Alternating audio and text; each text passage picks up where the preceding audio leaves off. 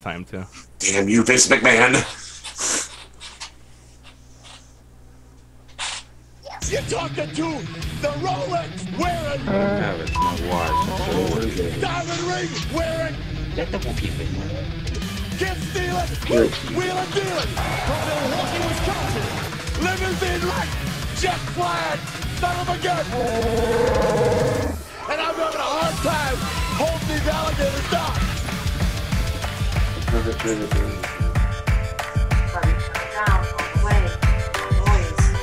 I'm in this world and they made me a monster. And if you want to feature on your record, it'll cost ya. Seen so many men turn imposters and go and sell they soul for some money and some sponsors. And the youth feel entitled. Got the whole world in this feeling suicidal. We all on the brink, but we need to stop and think. And we need to learn to swim, not to train how to sink. And I'm feeling out of sync and I haven't been myself. And I'm feeling pretty down, but I never asked for help. All right, guys, we are here. I know it's long awaited, and we got a ton of people in the chat room that are just sitting there going, when are we starting? Luckily, we had, thank you, Daniel Price, for doing the old soft shoe in there and cracking jokes. So, greatly appreciate that, Daniel. Hello to everybody in the chat. Guys, this is Wrestling with Wookie. I know my name's funny, but we talk serious wrestling here from time to time. Every now and again, it is time for that annual, a.k.a. bus flip. We are going to go through the rosters today.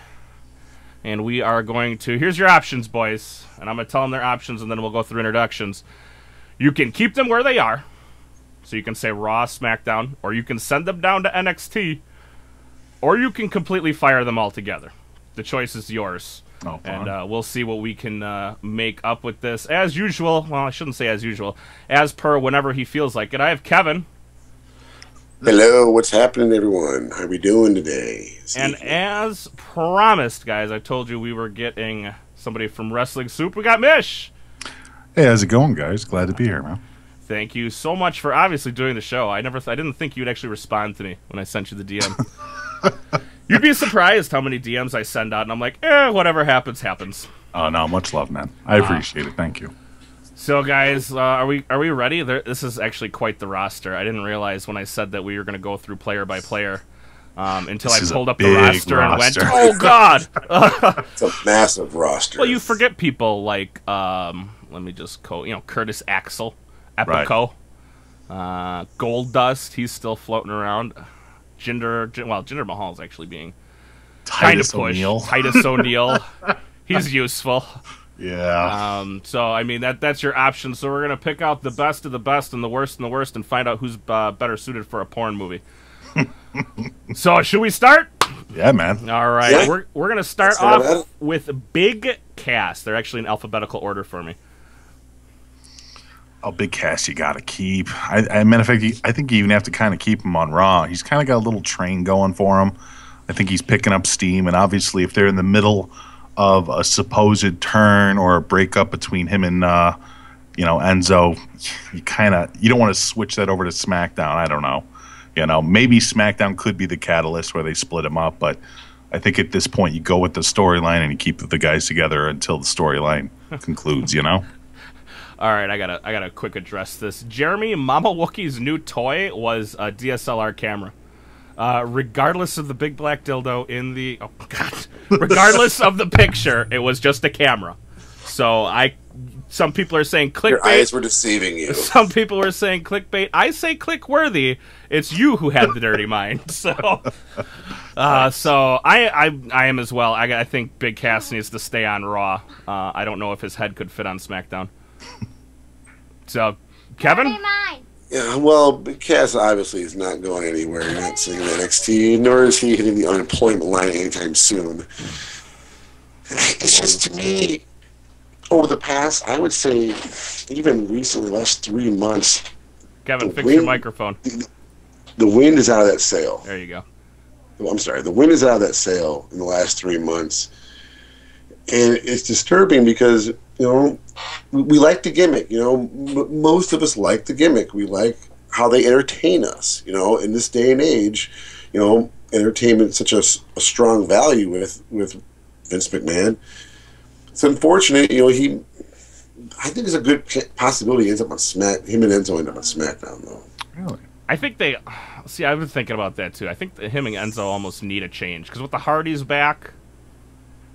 I mean, that literally, when they came out at WrestleMania, I was like, well, there goes Enzo and Cass's push. Yeah, the Hardys did pretty much change the game real fast. So. And that'll do that. The Hardys were back, and I said it's going to be Team Extreme. Yes, Kevin is working on fixing Yes, his, you did. My God, am I ever going to hear the end of this? No, you're not. In fact, I will also be rubbing it in your face when we go to... God, what pay-per-view are we going to? We're going to Backlash. Backlash. Right. When we go to Backlash, I'll be rubbing it in your face there as well, too. Thank you. No problem. Okay. So I guess, should we go through? I guess it should be Big E, Xavier Woods, the New Day. I guess you got to kind of lump them all together. They're not being split up anytime soon. They sell too many T-shirts. Have you heard the rumors about that, though, that they wanted to split up the New Day at some point? It wouldn't surprise me. I mean, why not split them up? Yeah, I don't know if it's going to happen on Monday. It won't. They're still You know what selling I mean? merch. What are they, number 3 on the list? Yeah. Right now, they're selling merch. Well, we're gonna ride this mule until, no pun intended. We're gonna ride this mule until it's all said and done. I mean, really, at the end of the day, the most important thing to them is pretty much you can garner. I think for the most part, whoever's selling merch is probably not going to move. No, not at all. So yes, Scott, we are going. Me and Kevin will be at Backlash at the. Bill Murray so nicely put it. They're on a gravy train with biscuit wheels. And I'm telling you, as long as those dollar signs are, they're big and and the debit cards, the credit cards, or cold hard cash. Oh is going, yeah, I mean, there's no doubt about it that the WWE merchandise team is truly running the company, running the direction of the storylines, running the direction of the characters. If people are interested in these wrestlers and stuff like that, to the point where they're paying for merch, to the point where they're paying for tickets to shows, then yeah, I mean, that's kind of like a gimme. You're not going to get rid of John Cena just because he's had a couple of off months, I mean, it would never happen in a million years. Same with Roman Reigns, and I don't know where you guys stand on that. I haven't checked out on that. But I mean, even with the Roman Reigns response from Monday night, from last Monday, anybody that thinks that they're going to get rid of him is just silly. Who said they're getting rid of him? Right. I wanted to ask you a question, Mitch, real fast. Sure. And as diehard of a listener I am to the show. Have your mark out moment. Come on, get it out. On my show, I'm the guy. My co-host will want to pour gasoline on Roman and then just burn him at the stake. And I'm willing to go to the boneyard and say, well, we're stuck with this. This is what we're stuck with. So let's try salvage it as much as we can. On Monday, that very uncomfortable, that's what I would call it, segment with Roman, we as, the smart marks, whatever you want to call us, I don't know what label we want to put, but my God, we had to give him some kind of credit there for at least taking it, because personally, if I was getting screamed at like that, I would snap. I mean, hearing it like that, well, I guess it depends on how big the check is, because depending on how many zeros are at the end of that check, I can take a lot for, $300,000. Right. But what are your thoughts on how he took it? Well, I mean, he did the only thing he possibly could do. I mean, what was he going to do? Swear back at everybody? Tell everybody to go fuck themselves? I guess. Hey, back in the Attitude Era, that was legal. Respect. That's maybe something. I don't know. I think a lot of fans are genuinely fed up with the guy, and not fed up with. I think the Roman Reigns character. I don't think it's so much a personal reflection of the guy as much as it is the character, as much as it is the WWE forcing somebody down our throats yet again. I think it's more anti-authority, anti-establishment at this point that so many people hate Roman. Don't get me wrong, he definitely has his shortcomings, and I think one of the positive moments that he's had in his career was absolutely the Shield. I think people loved him in the Shield. But the reality is over the years, obviously you remember the Philadelphia Royal Rumble and how that all came through. They even had The Rock try to prop him up and people were still booing him. I think he's kind of become the man in charge for WWE, but the fans are revolting against that as a whole.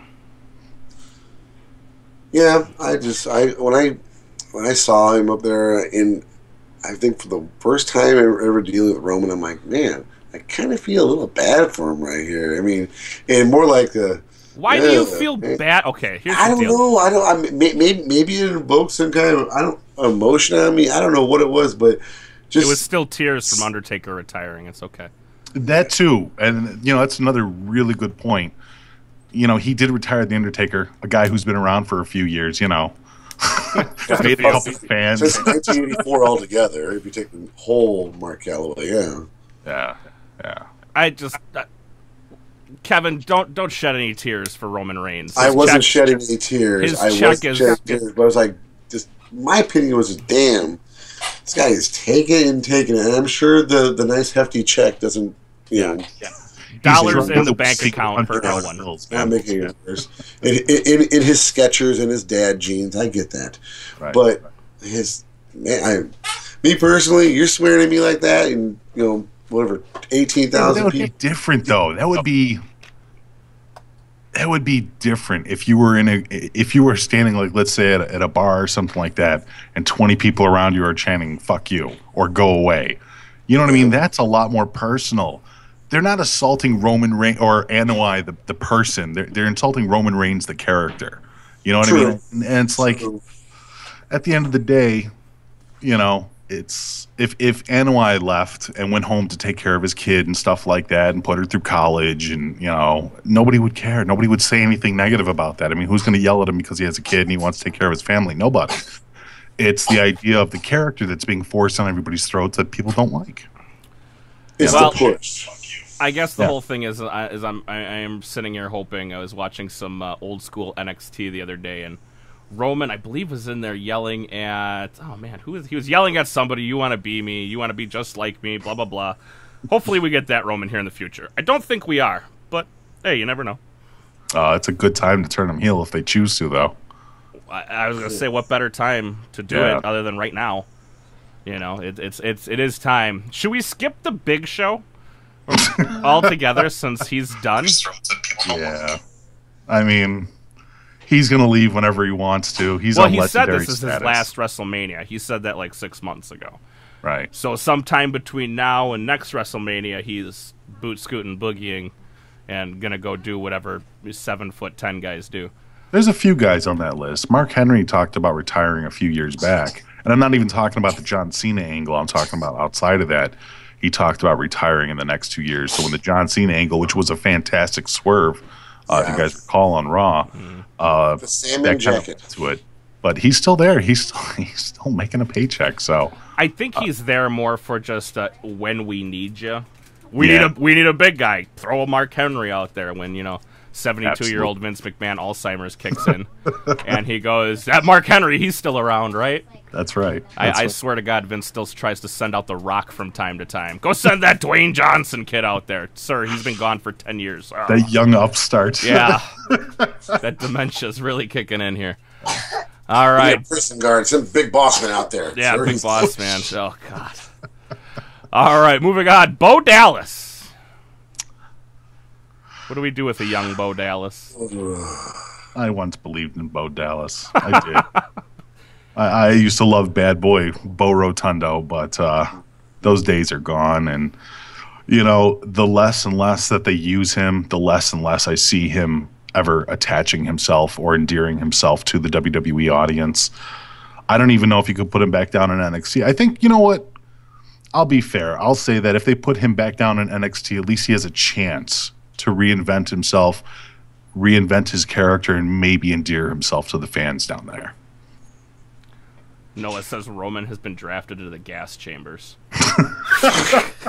Jesus, Noah. Shit. I'm as well. I'm sending Bo back down to NXT is my choice. I think NXT needs people again. That's why I kind of put the option out there, because we sucked anybody of any real talent besides for Bobby Roode down there. No. Who's left? Bobby Roode, right? And then we got Sanity. You got Cassius Ohno. Oh, yay. Cassius Ohno. You mean Drew Galloway, thicker Drew Galloway. I was saying that before. I was like, man, Cassius Ohno might want to look out, because the more fit version of him just came into the WWE named Drew Galloway. What are you doing with Bo, Kevin? If you work out. Well, wasn't he fired once before because he decided that he didn't like the weight room? No, it was because I thought it was because of enzymes. Didn't he have issues with enzymes? Well, he's got a thyroid issue. Yeah. Which is why his weight will balloon up and then swell down. I've been trying to tell people that that's my issue for years. But nobody believes me. But what are you doing with Bo, Kevin? Because the option of NXT is there, and he has had success in NXT. I guess, here in 2017, we're going green. Let's recycle him. Put him back down. I mean, that's a perfect time to change his gimmick. Yeah. And then maybe at some time you can bring him back up. I don't think there's anything wrong with that. Absolutely. Braun Strowman. Big boy Braun. What do we do? What do we do with him now that he's been pretty much thrown to the waste heap with the rest of the Wyatts? That rumor mill's been churning, saying that he might end up on SmackDown, but I don't want to believe that. I think they keep him on Raw. I mean, it makes sense if he goes to SmackDown. Obviously, they can probably further the Bray Wyatt storyline a little bit, obviously dealing with Orton and everybody else. And it would be interesting if he did show up on SmackDown, because then it would be, well, who gets him? Is he on Randy Orton's side or is he on Bray's side? And I'm kind of happy that they're furthering that story along, but they really need to give Bray a win. I mean, just one win anywhere, because, I mean... Seems like we've played this story out before. I know. His name was Bray Wyatt. Have we seen this movie before? Yeah, we have. You know how it ends. I still hold hope, man. I like Bray. I've always liked his promos and stuff. He's a little kooky, but he adds a flavor to WWE that really not too many other people have the opportunity to do. And Braun Strowman is a solid figure. I mean, he's got the monster thing down pat. I wasn't really happy with how they booked him into Mania, with him kind of chickening off from Undertaker at every chance that Undertaker could possibly demean him. Because the spooky 50-year-old man's back. Oh, no. Right. And I'm like, oh, yeah, you're Braun Strowman. You look like you eat people for breakfast, So I want them to keep him on Raw. Obviously, there's a little tat-to-tat with him and Brock going to happen, so I'm not expecting him to move. I am as well. I think he needs to stay away from Bray. Be his own guy. He can be really good. I mean, and the thing is, take the damn shirt off of him. I don't know if you've ever seen him at a house show. He normally doesn't wear the shirt. Yeah. God damn. Jesus Christ. He's built like a fucking brick house. He's a scary dude, man. Do you have something to say? You have a microphone in front of you. You can speak at any time. I do have Mama Wookie here with me, too, guys. Hi. So, what's up, baby? I think they need to change his gimmick. What would you change Braun Strowman's gimmick to? I don't know. Well, you can't just say I change his gimmick and then say I'm street vendor. that is gimmick infringement, sir. I think that he should say more. No, he's perfect just the way he is. He kind of comes to says as little as possible, and just leaves. It leaves much to be desired, though. What are you really so hoping he's big. from He's Braun? tough. Are you hoping for he him? can beat some ass. Yes. Okay, that's it. Okay. That's no fun. What do you think the point of wrestling is? To be no fun at all. Entertainment. To beat ass and take titles and. They kind of need a little bit more badassery there, though. Yeah. I mean, everybody's kind of entrenched into some sort of storyline and character, and while that's not a bad thing, at the same time, you just want somebody that wants to go in there and just pound people's heads in because he's a demented child or had some sort of horrible upbringing to himself, See? Hodgepodge of characters works. Right. Has. Some people are just jerks. I said I don't think it matches, though. What do you mean it doesn't match you? You have the rest of Raw, okay? Uh-huh. The SmackDown too, but whatever. And it's such a soap opera and drama filled that it does not make sense to have this guy who's just kicking ass and taking names without any extra storyline. Why is he there? I mean, if they came out and said he was, a demented child or childhood or whatever, that would make more sense. They did kind of let you know. I mean, you got to remember, Braun Strowman did come in with Bray Wyatt, so he kind of had that Southern Creole background with him and Luke Harper and Eric Rowan to him. they didn't necessarily go too deep into why he was part of the family, but that's kind of like the unsung history of Braun Strowman right now. Is he's one of the Wyatt family branched off on his own. Right. She's new. This is why I bring her around. It's good to have the. I think it's always fun and good to have the. Sorry, honey, filthy casuals ideal on it all, because like she sees it in a different way. Sure. And that's why, like, a lot of the times I bring my kids in to watch it with me, because they see it in a different way. Oh, they totally do. Yeah. So it definitely is like, oh, okay, I kind of understand it more now. So I think we're all in agreement. Kevin, what are you doing with Braun? Well, he's staying on Raw, and probably going to WrestleMania to stop booking him like a bitch. That's for not 2 happening. weeks. Keep that War Machine on Raw. Perfect. Brock Lesnar, speaking of War Machines. Oh, not going anywhere. Not as a champion either. No. Can he drop that championship and then never be seen again? That contract after the next year, I don't know. I'll tell you in a minute. I really don't know. He's I mean, I agree he's not I going can see anywhere. him just walking away when that contract runs out. I'm hoping he does. Really? You don't want Brock to re-sign with WWE? I'm all done with Brock Lesnar. I've actually washed my hands of a lot of the part-timers. Because what do they really do? Brock comes in, 4 times a year? Well, he does one of 2 things. And it used to be he whips somebody's ass and then he goes home for 4 months. And then all of a sudden he decided that he was going to lose to a part-timer. To another part-timer, but we're going to pretend Goldberg never really honestly happened. Right. But I'm done with it. He doesn't project anything to the storyline. He doesn't continue anything. It's just like, damn, we need somebody to work Brock at Mania. We need somebody to work Brock at Rumble. We need somebody to work Brock. And it's just we're constantly trying to find somebody for Brock to beat up. And I think that just hurts the storyline and the character over the long haul. Brock needs to physically pass the torch, though. Yes. He needs somebody to bring him up against the ropes and believably beat Brock Lesnar, because the whole Goldberg thing, I don't think anybody believably believed that Goldberg defeated Brock Lesnar in any light, and that's the problem. With him and Undertaker, it was a real weird match, left a bad taste in a lot of people's mouths. His second match with John Cena was really awkward. A lot of people kind of didn't believe that Brock could have so much offense and John Cena still pull it out anyways. I don't know if they're going to lead to Brock and Roman. It kind of feels like down the road that this is where it's going to go. So I think when Brock Lesnar is finally gone with WWE, it's going to be something very decisive between him and Roman Reigns. That's really I'm not disagreeing with you. I'm not disagreeing with you. But totally rooting for Roman then. You know what? Let's give Roman everything. In fact, let's just put Roman in the middle of a ring with a broom, and he can entertain for 3 hours. As Joey says, Roman hasn't had enough yet. We need to give him more. It's so disappointing. Just made me cry laughing when I heard that. Well, if you're gonna put him up against Brock Lesnar, yeah, I don't like him.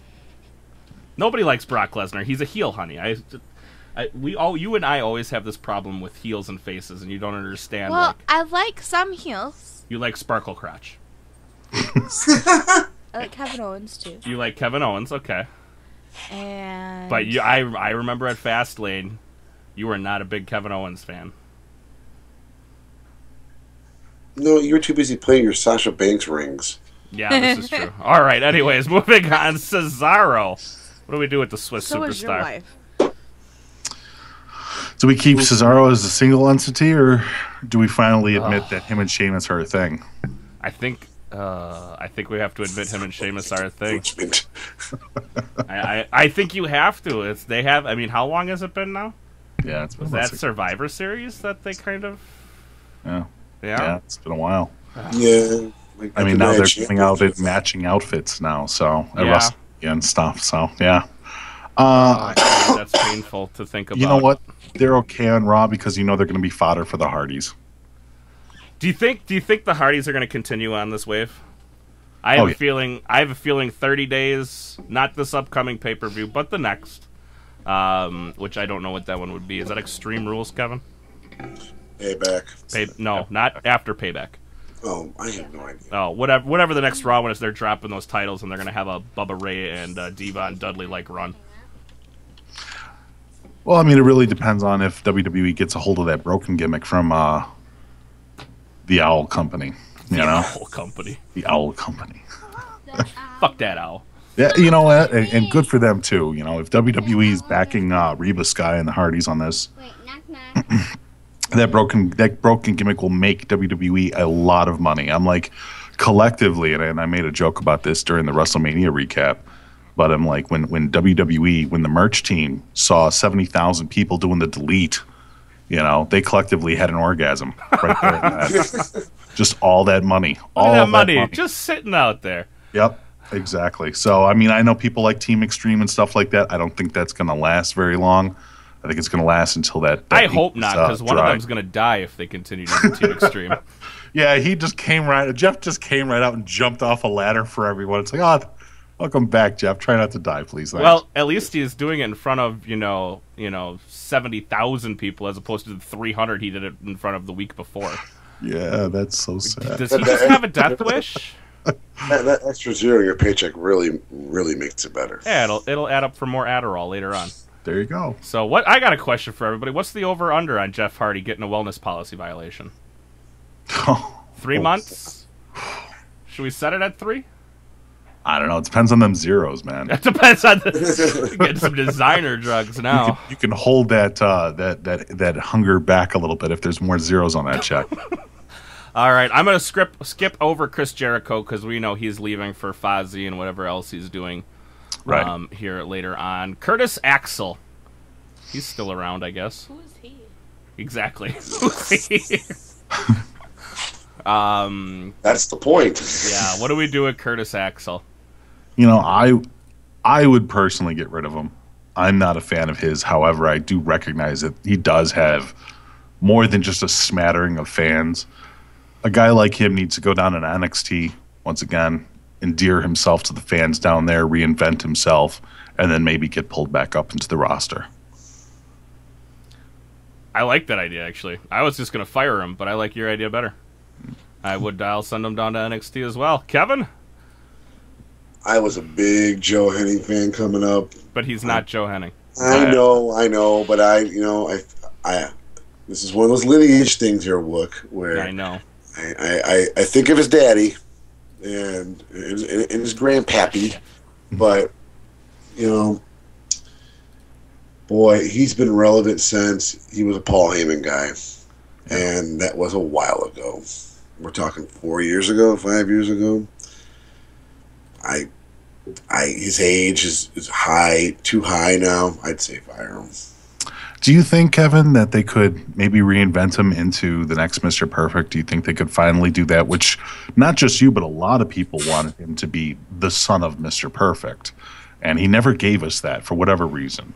Do you think that if they reinvented him, like repackaged him and stuff as the son of Mr. Perfect, you think they can make it work? Actually, I think Don Tony had the best idea. The Mr. Imperfect. Oh, yeah. I mean, you may find it, it only have a little bit of legs underneath it for maybe a short while. But, dumber things have lasted longer.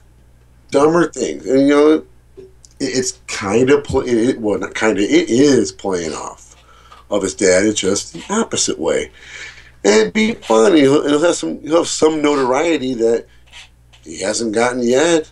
Do we have to have vignettes of him like completely missing the dartboard? Yeah, exactly. Throwing the pool cue across the room as opposed to like sinking it in. Right. Yeah, like throwing gutter balls in the bowling alley. Yeah. Oh no, not gutter balls. He's throwing 4 lanes over to the right. Do you send him back down to NXT to do that? Where do you do that? I would, start there. Start at NXT and work his way back up. All right, let's move on. Darren Young. Everybody's favorite. What do we do with Darren?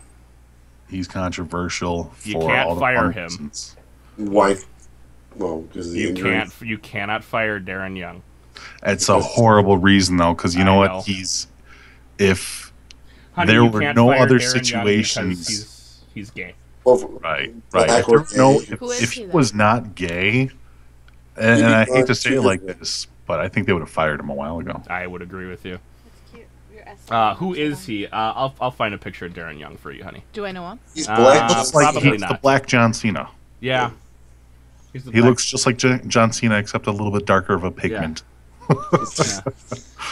You know when John Cena does that yo stuff? Yeah, he's the brother from another mother. There you go.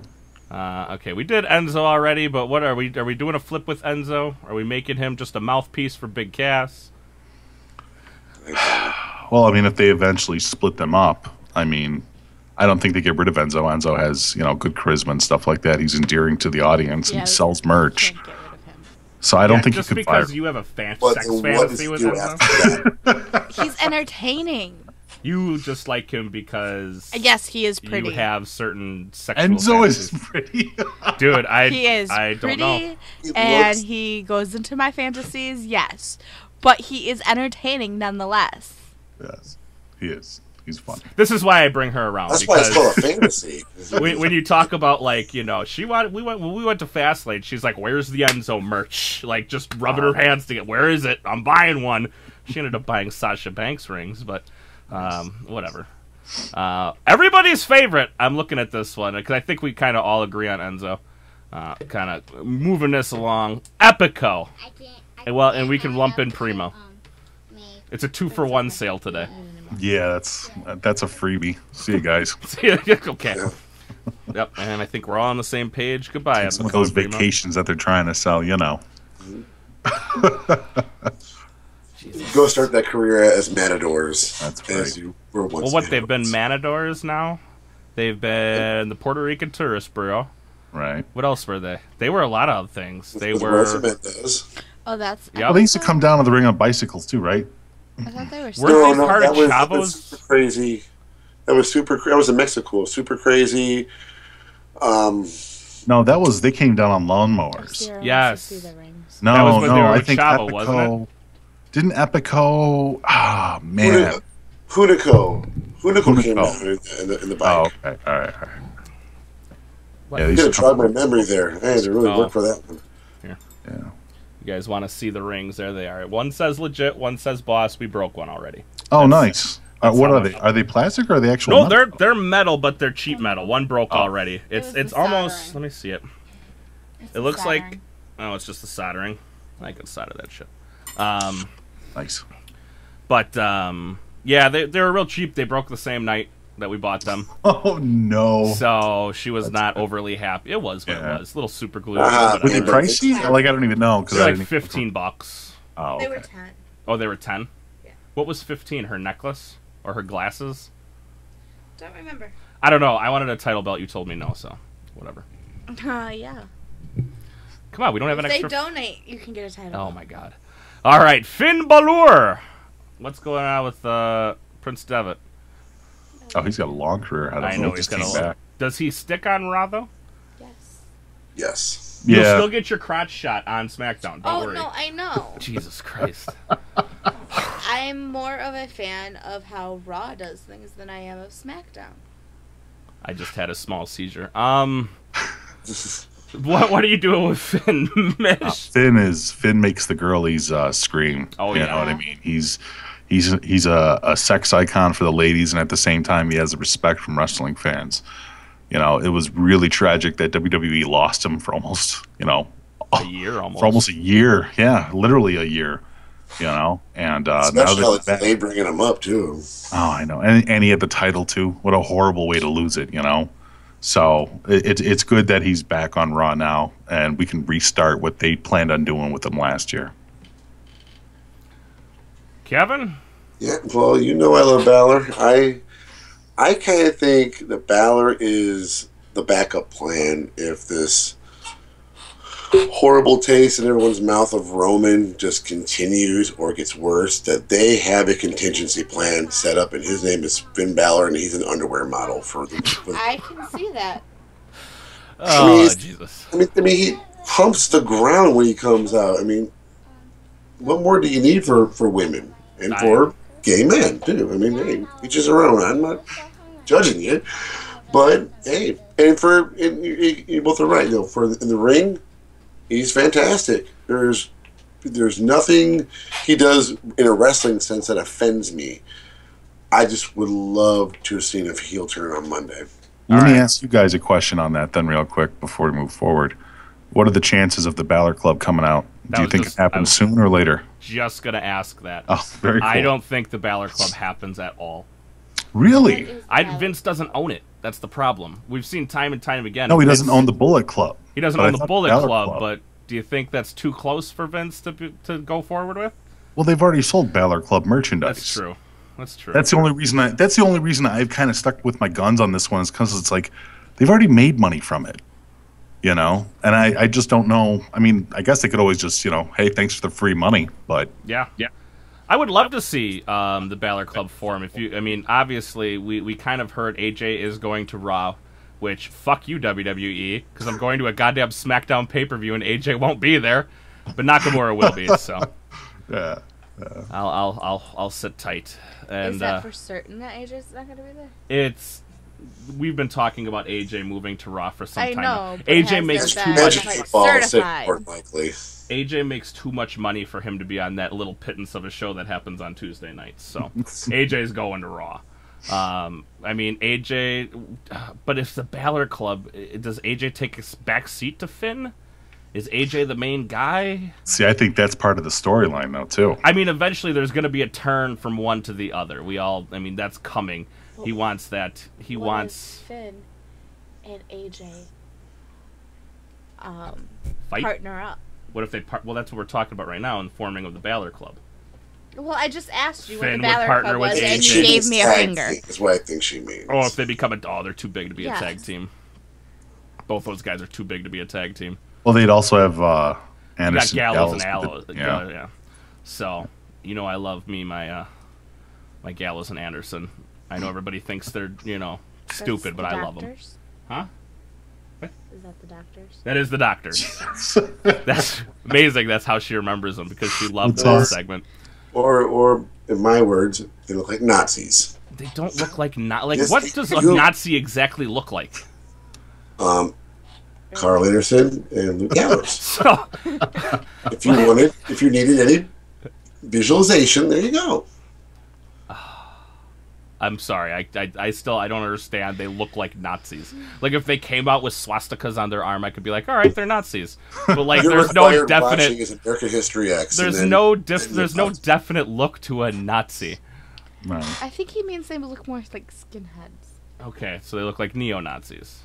There you go. All right. Well, either way, I like the Balor Club forming, and that was my next question: is who takes the top spot? Because obviously, in that new little group, is good. If Finn and AJ go together, does Finn take the top spot first for AJ to turn, or does it happen vice versa? I think you'd have to kind of leave it as Balor at the top spot, especially since it's called the Balor Club. The Balor Club, right? Yeah. If it was the Styles Club, it'd be kind of a simple choice there too. I think that's part of the storyline now, especially when they bring in the club together. I think they can work on something like that with Styles not wanting to take back seat to Balor, and then you can build up a storyline through that as well. On top of it, when they initiated the Bullet Club in New Japan, Balor is an intriguing heel. He's a guy he's got that Kevin Owens, Kevin Steen type of way about him, where he's just damn cool as a heel. I don't know how long that Vince will want to run with that, but you mean our Lord and Savior Triple H? Lord and Savior Triple H. Because WrestleMania is over, so Vince is going back into hibernation. Well, yeah. I've never told you, Mish, but I've told Kevin. I think that Vince is semi-part-time now. He comes out for Royal Rumble, and everything between Royal Rumble and WrestleMania he has his hand in, but other than that, he's playing golf with Donald Trump. I wouldn't doubt it. I mean, at this point, he's got so many people that are under him. I mean, what does he really have to control anymore? So, Lord Triple H. Anyways, moving on. I think we talked about Balor enough. Goldust. Legendary contract. He'll go part-time if he isn't really considered part-time as it is, and he'll leave on his own accord. So just keep him on Raw for now as tag team fodder. Yeah, he's fodder. Comic relief. Fair enough. Right. Kevin, your thoughts? He's going to excuse himself. I mean, Right. my missus, she will miss Goldust. I miss the old Gold Dust, but that's me. But it's not 1984 anymore. I know. Like whatever. Marlena old, or Yeah, are we just the very androgynous. I know you can't do that anymore because PC reasons, but I liked it. I thought it was good for him, even though at the time, how old was I? Shit, 11 probably. So, Jinder Mahal. Yeah. What do we do with Jinder? Don't hinder Jinder. No, they're trying to push him into Take what something. he's taken. I don't know. I don't know. They're trying to push him into something. They're trying to make him a player. I'm not necessarily against that. I mean, the guy's clearly got a look about himself, but he is just so uninteresting. He's as far jacked, as though. characters go. And I mean, for a guy that's in that has his background, you think he'd be more of an interesting character. He is so uninteresting. It's hilarious how little they have behind Jinder.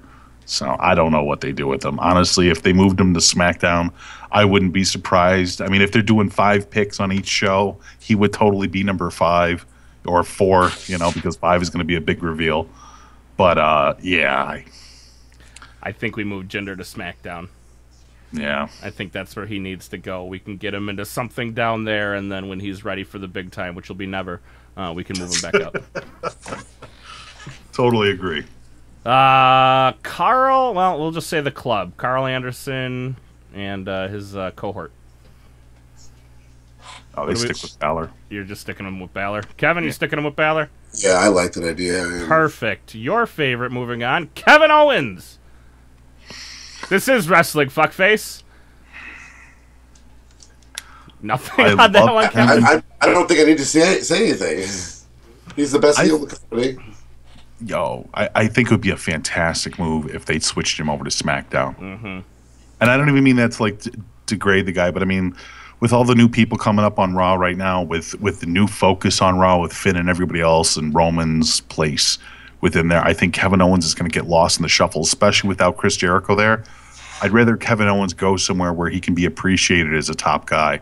And if SmackDown is losing AJ Styles, Kevin Owens can more than make that fit.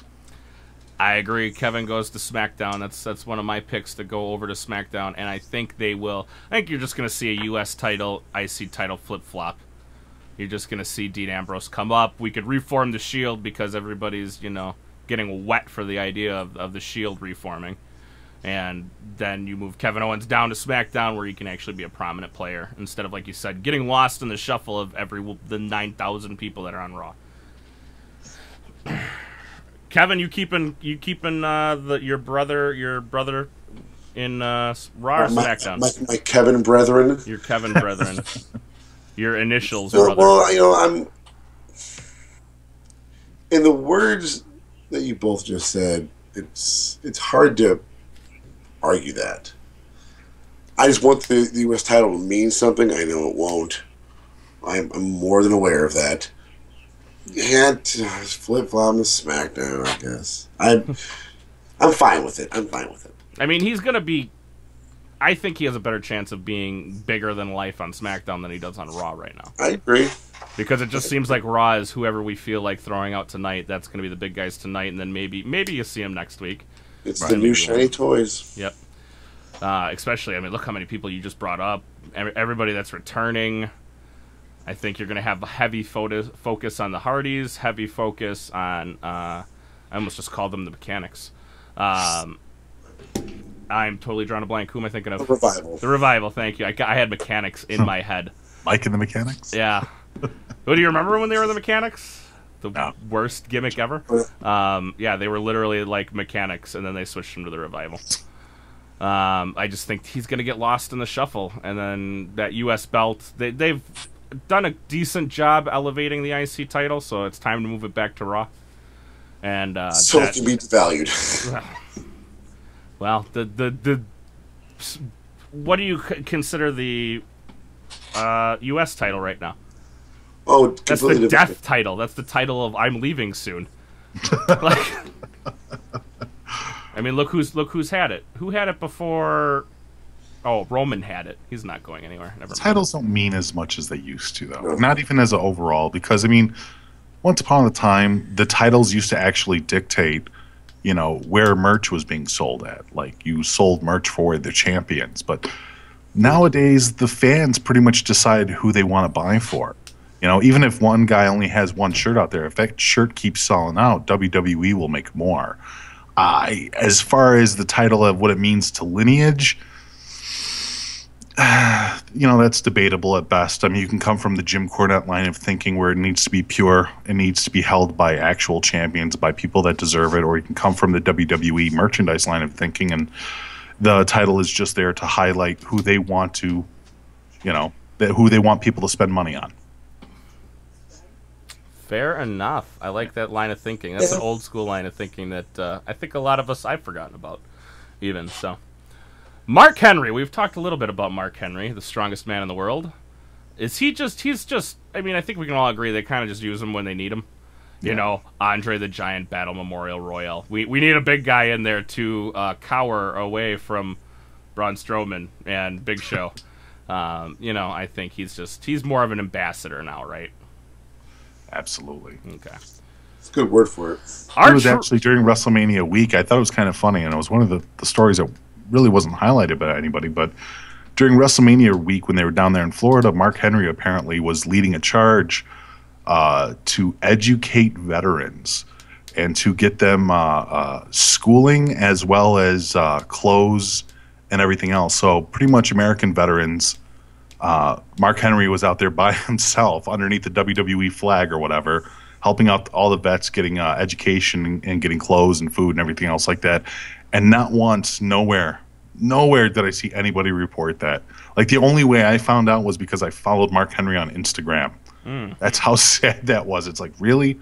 We don't even have a minute to cover this, but whatever. Well, they don't have minutes to cover a lot of things, you know. When when your biggest announcer of all time wife dies, you don't even have a minute to say, you know, hey, thoughts and prayers go out to JR for, you know, your wife passing. Touche. It's just, I mean, the things that WWE does sometimes is astounding and amazing. Like, it's just, ugh. It's for disgusting. As much money as they have, too, that's the thing that blows my mind. They have this fantastic production company, this fantastic marketing agency that's completely driven behind them. I mean, without saying that they're a monopoly, they're pretty much a monopoly on wrestling in North America. Yes. You know? And for them to forget things like that, where it would really endear to different parts of their audience and stuff like that, I find it silly. It's like, you know, Stephanie McMahon was quoted as saying philanthropy is the future of marketing. Yeah. But if that's the case, then why aren't you doing more with it, especially since you have people that work for you that are established, like a guy like Mark Henry, and just, you know, just put that up on the screen somewhere. People would like that, you know? It's because they have our money already. She's also been quoted as saying, "I got your money. Yeah. I am going for your children's money, and Yeah. your children's children, and your children's children's children. We don't care. Wrestling is no longer for you 30-plus-year-old people. It's not. It's over. I am after your children's money now." And I've told the story many times about I took my daughter to go see the live event, and my wallet could not open up fast enough because here's, you know, gleaming old pop. You know, yeah, you can get whatever you want, baby. You just tell daddy what you need. And, you know, she comes out with, you know, the world. But, you know, and that's exactly what it is, you know, if it's me, I'm buying one T-shirt.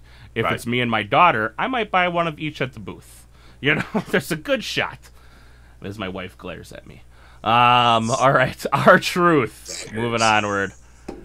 What do we do with good old R-Truth? Selfie stick that's actually a stick.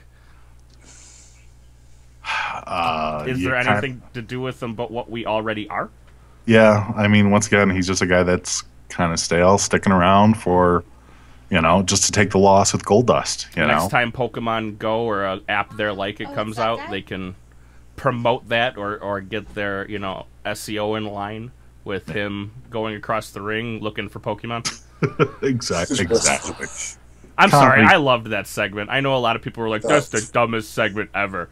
I thought it was hilarious. Because here's me and my wife, you know, two 30-year-old people going around the city trying to collect Pokemon. and then there it is on Raw. You know, I mean, and we were doing it. I ain't gonna lie to nobody. We were playing the shit out of Pokemon Go. You know, and there's Pokestops down the street, and we're spinning trying to get fucking Pokeballs. I mean, that lasted all of like 3 months, but they got there. Everybody was really healthy in those 3 months, though. Yes, really extraordinarily healthy, unless you're like me and my wife who used the car. We walk too. I'm not even kidding you. We have a cul-de-sac here, and it's a big circle, and we basically got in our car, and I hit drive and just let the car. We went for a walk. I just let the car drive itself, and that's how we hatched 90% of our eggs. Nice. Roman Reigns, I think we've said enough about Sir Roman. He's not going anywhere. I think he's sticking on Raw, and I don't know if he's a heel, if he's a face. I don't know what Roman is right now. He's a guy. Triple H made that comment on an interview. I don't know if he was with Sam Roberts or if it was an outside interview, but he basically said that, you know, if you think that he's a heel, then he's a heel. Right. That was for ESPN. It was ESPN. Yeah. Either way, it was a really oddball comment to make about a guy who they still push as a face. So even though that's Triple H's mentality behind Roman, if you don't like him, then he's a heel. If you do like him, then he's a face. But they still book him against heel characters, you know. So except for Taker. Yeah. Taker was the first one who you can't say was a heel, because who boos Taker? Right. I mean, after that match, it was like, ooh, okay. And they tried to do that with Shane, too, and that was so weird. They tried to make Undertaker the heel because Shane was clearly the babyface, the returning authority babyface, and I just didn't understand that match, that little feud at all. And it was like I say, it's the annual how is Shane McMahon going to kill himself this year match. Yeah. And that's basically what it was. I was surprised he didn't. There was no crazy spots from Shane this year at WrestleMania. I mean, there was nothing too crazy. I mean, he did a coast to coast, whatever. Right. We've seen him do it a million times, but I was looking for he does that every Tuesday or every Wednesday. I was looking for him to climb up to the top in that big ring up top and try to jump off that or something. I don't know. What was the first jump off the coaster? Jump off the coaster. Was there even a cart on that coaster, or was it just lights? It had to have been just lights. Yeah, I think so. Yeah. So. Moving along, who did we go through? Because I think I'm the only one. Oh, we talked about Roman Reigns. That's why I'm not going to give him too much time, because I think we all are aware of where he's going, and that's nowhere. Rusev, what do we do with the Bulgarian Brute? Whew, they ignored him at WrestleMania. Well, he just had shoulder surgery. Yeah, but I mean, they didn't even have Lana there or nothing, you know. I don't know. I think they keep him. I would not be surprised if he ends up on SmackDown. Mm-hmm. Yeah. But I don't know. WWE has their issues with him. They don't like the way that him and Lana have conducted themselves in the past. I don't know if that's going to come back to bite him or not. You know, obviously fans still like him, you know, one way or another. But I think that as far as WWE, the staff go, I think he's on thin ice for the most part. Yeah, I agree. I think he goes down to SmackDown. That's the best way to build him back up, is put him on SmackDown, get him in a hunt again for the U.S. title. Yeah. And you can kind of leave him, you know, in what they're considering the B squad players down there on SmackDown. Because I think they realize how many mistakes they made here in the past with AJ being down in SmackDown thinking, he's not going to do anything. Oh, whoops. Just turns out to be the biggest superstar of maybe our generation. Shit, we need a way to fix this. Superstar shakeup! And the beauty part is, though, we saw those when he was doing the Rusev family photos, whatever, a couple months back. Mm-hmm. That was entertaining. Yeah. You know, you can get this out of this guy. Why not, utilize something like that? Well, because does he now go for the world title? No, we're not expecting that. But let's value the entertainment value or level he gives us, and run with it. Who knows? You could get a big star out of it. You are forgetting that the hipster wrestling fans do expect him to become a world champion. However, those wrestling fans, they were attached to him at one point or another. And they still are. They are attached to anybody that WWE says you should not be attached to. Once he hit that Mack truck named John Cena, once he did, that was it. Well, his last gimmick, let's not forget, they're trying to push the handsome Rusev. Before he left, he was handsome Rusev. Oh, so handsome. Yeah, but I'm just it's the wrestling hipsters who do believe that he's supposed to be a world champion someday, because that's how it goes. So I think SmackDown's the best way to revitalize him, bring him back up to some stature, and then maybe next time round we'll see what happens. I want to see him with the Buzz McKenzie dog again. That was funny. Jesus. That was funny. Sami Zayn. What do we do with El Generico? He is El Generico. Even the Sami Zayn taxi cab driver is El Generico. Can we make him the taxi cab driver from... taxi cab driver? That's awesome. Well, no. What's that De Niro movie? Taxi driver. Taxi driver. Can we make him that character? Unhinged, crazy. I mean, he just lost his idol.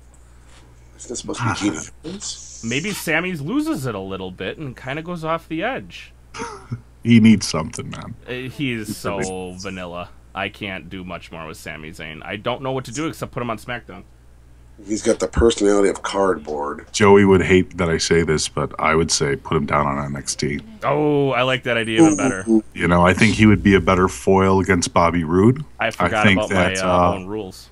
He can absolutely endear himself down there to the NXT crowd. And, you know, once again, and the big problem with NXT right now is WWE is cutting off all these guys by the root. And it's really hard for them to regrow talent down in NXT when there's nothing to grow from. And I think you need to take a couple of these veteran guys or these guys that have been pulled up. And it's not even, I wouldn't even put him down there as a punishment or anything else like that. I think if anything, he could help rebuild NXT, you know, on his shoulders. And I think that with him, and obviously feuds like with him and Bobby Roode and stuff like that to really take place of the loss of Nakamura and others, I think that he might actually do more for NXT than he would even for SmackDown. It's a good call. I like that idea too. That's not a bad, because NXT has been purged to the gills. Yeah. I mean, it's bad down there right now. It's a graveyard, man. Yeah, you got Peyton Royce and the other Australian Wonder Twin. Yeah. But beyond that, I mean, you got Bobby Roode and, like you said, Cassius Ohno. Yeah. Yay. Eric Young. Oh yeah, Eric Young. McIntyre. Well, it's only a matter of time before Asuka comes up. They're just waiting for that women's tournament, and then she's gone. She's coming up, and then they got a nice little rice hat for her to wear. I bet they do. Oh my god. No, they have a geisha for her. That's right. I'm sorry, geisha. I'm terrified of Nakamura getting that rice hat right now. I see it happening. Seth Rollins. What are we doing with Seth? Do we do a I bionic want to see SmackDown? Okay. He needs a change of scenery. He stays on Raw. If we get further to Dean Ambrose, they reform the Shield at some point. It's got to happen. Too many people are slathering for it. Yeah, and Dean Ambrose and Seth Rollins, they're really falling short. I mean, to be fair, they've been in singles for what, like 2 years now? Yeah. A little longer, 2.5 years maybe. 2.5, 3 years, yeah. Right. So it's time to pull them back together. It's more than enough time to rebuild the Shield at one point. Dean Ambrose and Seth Rollins have really become stale. I think. And then you have the Shield versus Balor Club. Right. And then you actually repair Roman's character a little bit too if you do that. Yeah. Helps him out. Extreme makeover. That's been my idea for a while too. Makeover, yes. Oh god. All right, we covered Sheamus. Ty Pennington do. Oh boy. Oh god, I'm having terrible things in my head right now of Ty Pennington coming on and like cutting their hair and all sorts of like, you know, queer eye for the straight guy things, and they're just like, oh, let's put him in suits and we need to ditch that body armor, sir. And oh god, so bad. We talked a little bit about Sheamus. We don't think he's going anywhere. Oh boy, here's a name for you guys, and you might not remember him. It's a blast from the past. Sin Cara. Fired. Okay, fair enough. Kevin, are you firing him too? Yeah. Okay. It's amazing he's been employed this long. Well, I looked at it. I'm like, shit, Sin Cara is still on the fucking roster. Yeah. Jesus. When he got in that fight with Jericho over in Europe, I was like, I thought he was fired. And I had to look. I go, no, No, he was I'm wearing wrong. some. He is wearing gainfully employed. He was wearing some messed up outfit at WrestleMania. Yeah. Like, yeah. I don't even know if that was body paint or what that was, but it was ridiculous. And I hope to never see it again. He's trying to JTG. Or him.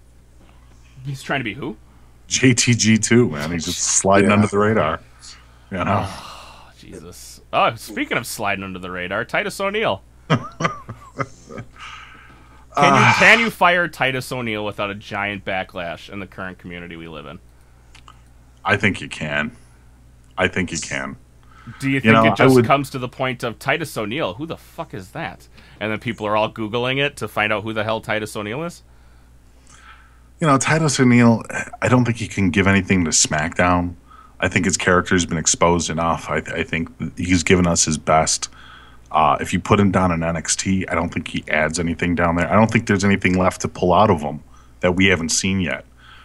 Titus O'Neil might be one of those guys that you let go, and then maybe a few years later you dust him off and bring him back. But for now, I think you got to get rid of him. I agree, and I'll actually piggyback off that. Remember, he was there when Abraham Washington was his manager. And that's going back some years. Yeah. On top of it, we have plenty of black guys and plenty of nice guys in this company, and that's what Titus O'Neil is. He's a black guy, and he's a really, really nice guy. See, but they've put so much on him in the Best Dad of the Year award. Yeah. I'm pretty sure someone else in that locker room is a really good dad, too. I'm sure somebody is, but who is it going to be, Roman? Well, they put that on Alberto Del Rio, though, too. So, oh, God. You know, just, Oh, God. Best Dad of the Year. Finds out his... Did they get married? Can anybody in the chat confirm that? Did they legit get married? Paige said that they were going to be married last week, Wednesday. Yes. But Alberto Del Rio came out with like a drunk Instagram or something like that. And they were talking about their future wedding plans. So they're not married yet. Because they can't get married. He's not divorced yet. Yeah, well, that's part of it. That'll throw a wrench in any system, because I was like, did he just say they're getting married next Wednesday? Right. That's going to be difficult when you're not divorced from your previous wife. That might not be completely legal. I don't know. I can't enforce that. But Are they getting married in Utah? Well, even in Utah, it's not legal. But just all they do in Utah is just say, we're married now. Because my wife watches that damn... What show is that? Sister Wives? Oh, that's the one with the guy with 4 wives. Right. God bless him. God bless that guy. The polygamists or whatever. Yes, yeah, because exactly. Amanda came up to me one day and was like, I'd really like a sister wife, and I told her she was fucking out of her mind. I'm like, you are crazy. I can't handle you, and you want another one of you? Nope, not happening. Not happening. All right, get into the Raw females. Let's, there's not many of them, so what are we doing? Do we got any plans for anybody of the... Whoa, why is Tamina on the Raw roster? Okay, I don't know if it's this just in. Tamina's now on the Raw roster. Was wasn't she supposed to be SmackDown? Hasn't she been doing events with the SmackDown crew? That's what I understood, but, I mean, she's such a non sequitur. She is... If they do anything with her, I'd be surprised. If Tamina shows up tomorrow on any show, I'd be surprised. I think we can do it this way. Is anybody switching hands, Raw or SmackDown female? I think Charlotte and Becky might switch. Charlotte and Becky? Yeah. I've heard Charlotte and, not Alicia Fox. Charlotte Bliss? And Alexa Bliss. I would go with Alexa Bliss, but I think that they're still planning on using Alexa Bliss on SmackDown. I think Becky would add more to Raw. Maybe it's just a personal preference on that one. I have heard Alexa Bliss going to Raw as well, but I don't know. I think Alexa Bliss is needed more on SmackDown. I think she needs to refine herself a little bit more. Does she turn heel?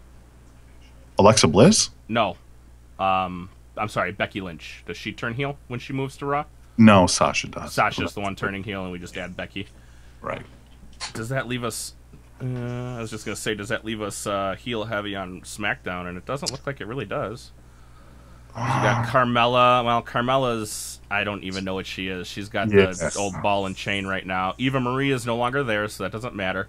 Right. Mickey, you can flip. It didn't matter when she was there. I was going to say, Mickey James, you could flip just like this, and nobody would have a problem with it. Actually, you're right. It is heel heavy because there's no more Nikki Bella. She's out because of re-aggravated neck injury / honeymoon. / making John's babies. That's right. That's right. John, I know I told you I was on the pill, but I ran out 3 months ago, and and I mean, Natty, I don't know why she's a heel. That whole heel gimmick doesn't work for her. I think she has enough endearment and respect from the fans. I think if anything, she should always kind of be a face at this point. Right. Naomi's face, Mickey James can swing, no pun. She can swing either way. And she does. And she does, yeah. Eva Marie is no longer there, and we didn't care in the fucking first place. I mean, let's be honest. She was a set of jugs on TV. That's all she was. That was all she was good for. Carmella, I don't know what they're doing with her. Do they go back with Enzo? Does she go back with Enzo and Cass? I can't see it. It would help her career, but I don't know if WWE sees it that way, especially if they plan on splitting up Cass and Enzo. If they were going to do it, they would have done it when they brought him up. They should have Cass up. Well, again, we've talked about cart before the horse. I think when these plans were made, somebody forgot that Enzo and Cass and Carmella were all together. And then they split them. It's nice to know your roster, even in NXT. I love that idea. They just totally forgot about her. She was. Would it honestly be the first time that they just completely forgot? Oh no, it wouldn't. No, it wouldn't be. So they were like, it's "Oh like shit!" They leave the kid alone. So okay, you got Becky and Charlotte flipping. I'm gonna go with the Alexa and Charlotte flipping. Kevin, you got anybody, women? Charlotte's getting flipped. Sasha's turning heel. And then I'm intrigued on the main roster of having Becky go heel. I don't know on what show, but in NXT, it worked. It worked. And let's face facts. She's not doing a whole hell of a lot over the past few months. No, but the thing I'm looking at right now, Charlotte, I would say Charlotte. We have Paige on the Raw roster. They're not letting her go anytime soon. That's called tentative. No, they're not letting Paige go. Oh, they're not letting her show up on TV though either. Oh no, God no! She's gonna. They're keeping her on. They're keeping her on the roster and paid simply so she doesn't show up on TNA. Yeah, that's the only reason she's still employed. Is because if she shows up on TNA, there's gonna be at least a few 5,000 people to watch. There's gonna be there's more than 5. You guys, have you looked at Twitter lately? At Paige? So, we don't care what you did, or how many guys you blew, or how many dicks you accidentally sat on. We still love you. Yeah. Are you fucking kidding me? Joey's with her tonight. What do you mean? Oh, really? Yeah, no, he's running a show tonight. He's roughing up there at BTW Pro, and Paige is on the show tonight for BTW Pro. So he's there with Paige tonight. Really? Yeah. I was actually just going to ask how much did that run him. I would love to sit down and interview with Joey Numbers and Paige. I'm sorry, that's got gold written all over it. It would be fun. It would very much be fun. How could you ever? I mean, I don't know how people still look at Paige as like, oh, they took advantage of her. Really? There are a lot of people that believe that, though. I know there are a lot of people backlash from that. There's a lot of people that think, oh, poor Paige. She didn't know what she was doing. Brad Maddox is an evil man for taking advantage of her for so long. It's like, yeah, okay. Yeah, but at the same time, it's not like... I could see if this was like one mistake and Paige was an upstanding citizen from their point out. Right. But she wasn't. Right. Okay, she wasn't. She got into a knife fight at a Mexican Hooters. That's right. What else happened? Kevin, you have the whole the drugs. 2 times in both consecutively. And there was a few other things that happened, and it's just like, okay, this girl is clearly just a fuck up. We need to move on. You see what she goes through on Total Divas, you know. Oh yeah, she's had like 2 fiancés before Del Rio, so I mean, she's just kind of cycling through men like toilet paper, you know what I mean? And it's not even on anybody else's point but her own. So it's kind of like, well, you know, you're giving us the facts. We're not making this stuff up. You've gone through all these fiancés. I mean, Jesus, 3 fiancés in 3 years, you know? Just saying. Noah, we haven't been doing call-ins tonight, obviously. I put that on Twitter. We weren't going to do call-ins because they can't hear you because we're on Skype right now. So. You know, and her reaction was last week or a week and a half ago about, you know, she was taken advantage of. Listen, lady, you wouldn't be saying this if this wasn't released. You wouldn't. We all saw the pictures from a year ago. We all saw what was done to poor innocent Paige. Right. But you would not be saying these words. It was a very well prepared. Well, of course not it the was. best wording. Not the best wording. You can tell it's prepared. Well, these people hire agents to prepare statements for them. It's called image consulting. You know, it's a PR stuff. But you would not be saying this, Paige, if these did not come out. If these videos weren't released, you know, leaked out a week before WrestleMania, you'd be making your wedding plans with Alberto. You know, you go forward with them at the Mexican Hooters.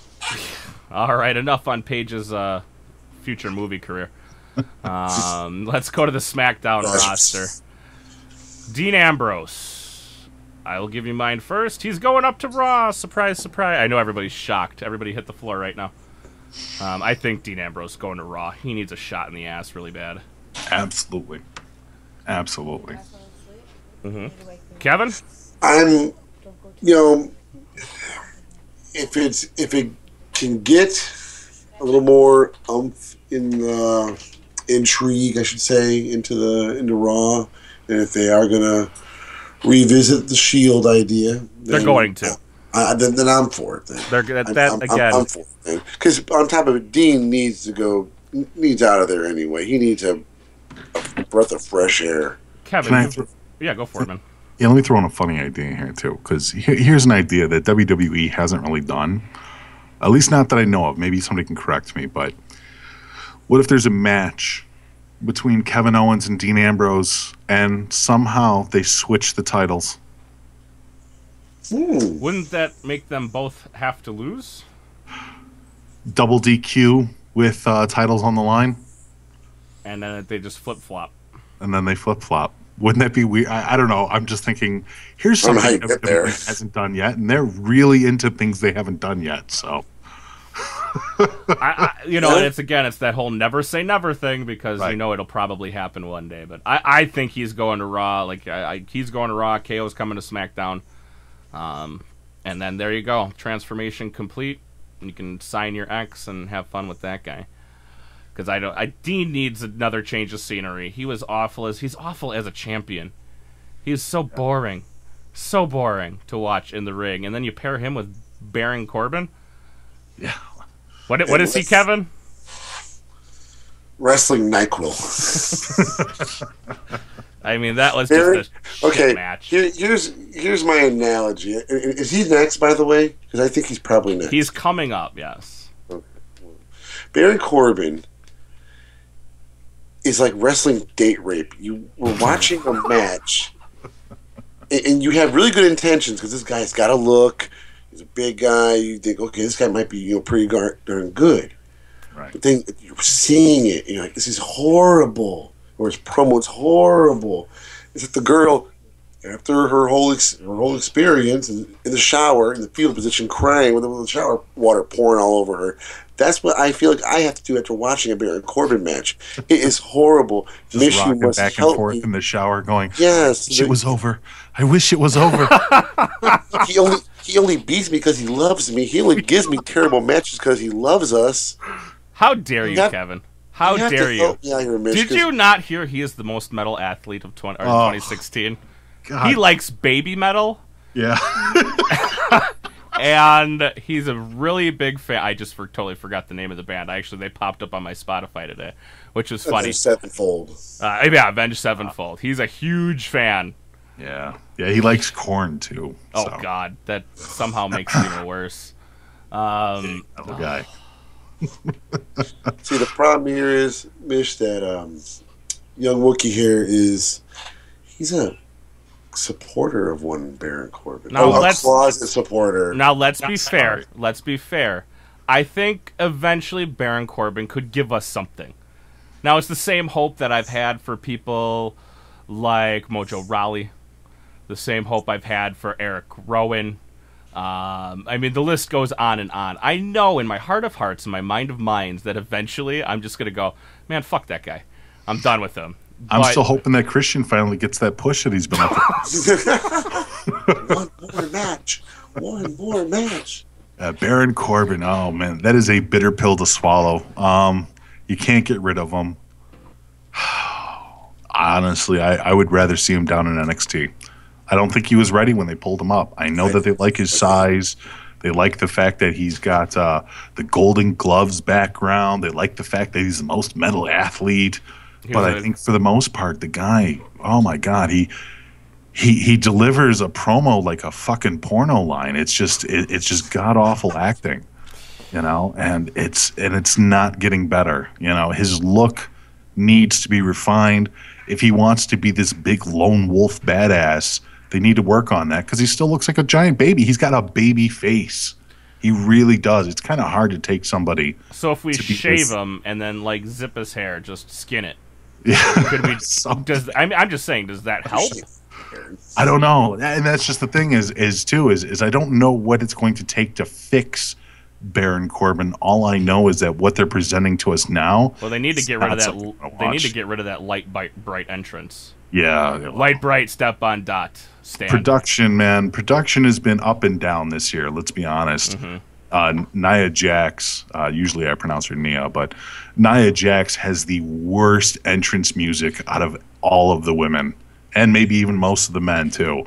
It just doesn't fit. It's become a meme on its own. I'm not like most girls. It just doesn't fit with a girl who's supposed to be a complete badass monster, let alone her garbage can suit. It's just production-wise, WWE has been fucking it up. Cesaro's music needs to change direly. That emergency RTC 2017 music, You don't like him being the overseas James? Well, I shouldn't even say overseas James Bond, but you don't like him being the Swedish James Bond? Oh, I love the graphics are great. Get rid of the music. Get rid of the His music. music is. Oh no! Joey and Mish both hate Cesaro's. The car alarm entrance. Hey, don't call me out on not being up to date on my soup. What a prick move. No. They had an episode where, boy, you'd swear during it Joey was throwing up in his mouth when he had to refer to that entrance. Oh my dear Lord! I mean, there are some good themes. And then there's some bad ones, and it's the bad ones, unfortunately. Well, there's been a lot of bad ones. It seems like since, oh god, there's been a lot of bad ones since they did that whole. They had that like I don't know what they had. They had a deal with people. Remember, like it wasn't Korn. Who did Stone Cold's music? Oh, Disturbed. Disturbed. They had Disturbed doing that, and then they had something was done for Kane. That might have been Avenged Sevenfold, and ever since that, when they came up with Kid Rock, when they came up with all this new music, was just a lot of it was garbage. Yeah, a lot of it's really, really bad. And the mashups too, when they were doing those with tag teams. Well, that's because that saves money. Original though, that saves money. I understand that, but I like creativity. We all do, but hey, they're not going to be creative with the belts. Why should they be creative with the music? Mm-hmm. You take what you get, Kevin. Touche. All right, Tyler Breeze. This is one I've been interested in because I do love me some Tyler Breeze. I think he's good. So. He is. He's the new Christian. He's just gotten such a bum rap. Yeah. Do we send him? Can we send him back down to NXT where he was booked properly? Absolutely. All right, I'm sending him to NXT. I do too. They just spent 6 years there, and it's like, man, I hope you didn't sell look how long Dillinger was there, and he's going to end up back in NXT anyway. I know. Well, I hope not. Because how long? I mean, we all love him. We know who he is, and we love the 10-10-10, and that works in Orlando. But does that work in Minneapolis? Does that work in San Antonio? Does that work in California? We don't know yet. It's an easy chant to follow. I think it does. Really? I think people will be engrossed into the 10-10-10 more than they will be into Ty. I think the gimmick gets them over, kind of like the way it got over Fandango. You know, people were more into the music, clearly, than they were into the Fandango character. Ty becomes Fandango in the next couple of years. Easy. What happens to Fandango, then? Fandango needs to get shit-canned. Does he go to the way of Adam Rose and just toast? Yeah. All right, well, we can knock those guys right off the list here. Here it comes, guys. You guys ready for this one? Yes. John Cena. I want your true, honest opinion. And I know you're going to give me your true, honest opinion, because you guys know my true, honest opinion. John, if you're going to be a wrestler, be a wrestler. If you're going to be a movie star or on the Today Show or whatever fucking thing that you got coming up next, do that. But pick one. Don't pick both. Pick a lane, pal. Right. Pick a lane. That's my thought on Cena. He's falling into the category of guys like Kane, Mark Henry, etc. He's getting to that age as far as his wrestling career is concerned. If I had my way, now this isn't exactly what I think WWE is going to do. Matter of fact, they'll never do this. But if I had my way, I think he would genuinely be beneficial if they put him down in NXT. How many people would watch him? Yeah, but I mean, not only that, it's not a place where his ego can thrive because it's not about him being the best. John Cena being in NXT is about him wrestling and getting other guys over. That's the only point of NXT. So there would be no ego for John Cena to satiate there. None. There's nothing to sit there and prove. If anything, John Cena being in NXT would be a huge attraction for NXT, and it would be that chance for John Cena to legitimately give back to the next generation of wrestling superstars. I really like that idea. But WWE will never do that. I was going to say, but they will never do that. John Cena won't do it either. Vince McMahon is rolling over in his coffin bed right now. I love the idea. It's fantastic. I think every bit of that idea is spot on perfect. Just it's not going to happen because he's too much of a merch machine. Absolutely. And that's kind of what kills it right there, is because you really have the opportunity to have him kind of, I guess you want to say, give back, make up for all his transgressions to a lot of fans and stuff like that over the years. Everybody who he's ever buried. By completely being self-sacrificing down in NXT for a few years. The reality is I think he stays on SmackDown. He runs through a part-time contract. If he goes back to Raw, once again, it'll still be a part-time contract. And he's getting down the way, like I said, of the Mark Henry, the Canes, et cetera, et cetera. Are you taking him down to a part-time contract like Lesnar, or are you taking him down to like he's there on 6, off 6? On 8, off 4. Okay, that's fair enough. Kevin, what are you doing with John Cena besides crucifying him? That is not one of the options. Can you have the fourth one? No, there's no option C. There never is. No. I think he's getting closer to that point where you'll see him on a Raw or SmackDown. And he's poof, gone for 6 months. Then the next time whatever movie comes out, I gotta go to Raw or SmackDown and promote that movie. So you're thinking he becomes more of a I gotta go quote unquote home, even though he is the company. I get that, but he's got more than just one foot out the door. He's got maybe just his arm dangling, still in the building. Yeah, but well, let's not forget he's also going to become a genetic jackhammer over the next few years too. So he better. That's one way of putting it. I mean, just he's such a shit actor, though. Like, I can't even watch his movies. Like, I know people loved him. What was that movie he was in with Amy Schumer? Trainwreck. Trainwreck? Perfect. Trainwreck, because that's exactly what his acting... I mean, he had one good line which said, I will be... something else, too, where he was a gay gangster or something like that. No, you're thinking of The Rock. Oh, what movie Cool. was that? He was actually No, a gay it was gay John guy. Cena's a gangster. He had all the drugs and stuff on him. Oh, yeah. Oh, shit. Yeah, he was a drug dealing I gangster. know what you're talking about. It's Damn, I blanking. can't remember. Okay, all right. I remember the Rock. He wasn't a drug dealing gangster, but he was like No, somebody's he was muscle. He was gay, yeah. But he was gay. I remember that one, but I don't remember. I don't remember that movie. Not that I go out searching for John Cena movies. I've never seen The Marine. I saw the Amy Schumer movie because my wife's like, "This looks like a fun movie," and I went, "Oh." It won't be. It won't be. Oh, painful. It'll be a root canal. I think I fell asleep in it. I probably did. Apollo Crews. That's the best way to enjoy John Cena movie. It's just fall asleep. Oh boy, Apollo Crews. What do we do with Mr. Shine Your Shoes? NXT. Back down to NXT with Mr. Yeah. Apollo. They need to repackage him. Well, he needs a gimmick at all. Like I'm the smiley black dude that comes out and goes, "Ha ha, smiling." Like that's I'm not a okay gimmick. with that, as long as they expanded on it. But they haven't done anything. There's no depth to his character whatsoever. And like we were talking about earlier with guys like Braun Strowman, some guys don't need that depth. Apollo Crews needs some depth. But a something. face needs that depth. I don't think a heel needs it, but a face definitely needs some depth to him. Yeah. Yes, I agree with that. Because he's Mr. Shiny. Hey, just happy to be here. Right. Yeah. Very Rocky Maivia of him. Right. You know? I don't know. I mean, I guess you can put him down in NXT, but that just seems like a Band-Aid more than a solution. Mm-hmm. I'd like him to stay on SmackDown and kind of evolve his character. I'd like for SmackDown to pay attention to him because I think he has a lot to offer in the ring. I think he has a lot more to offer to the fans that we haven't seen yet. Ring is talent. Because I think he's kind of reached his pinnacle down in NXT. Like, if he goes down to NXT, I don't think there's anything he can do to do more for himself or for other people that he's working with than he's already done.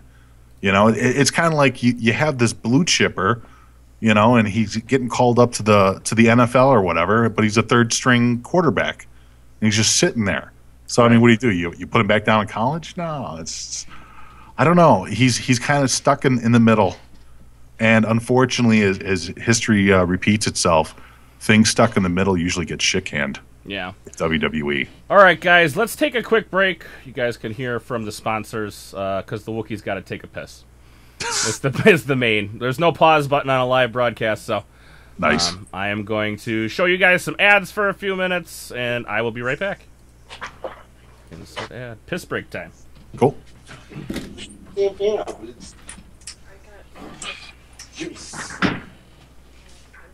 good very well. I'm having a lot of sinus damage in the back of my throat starting to burn. Can you go back on?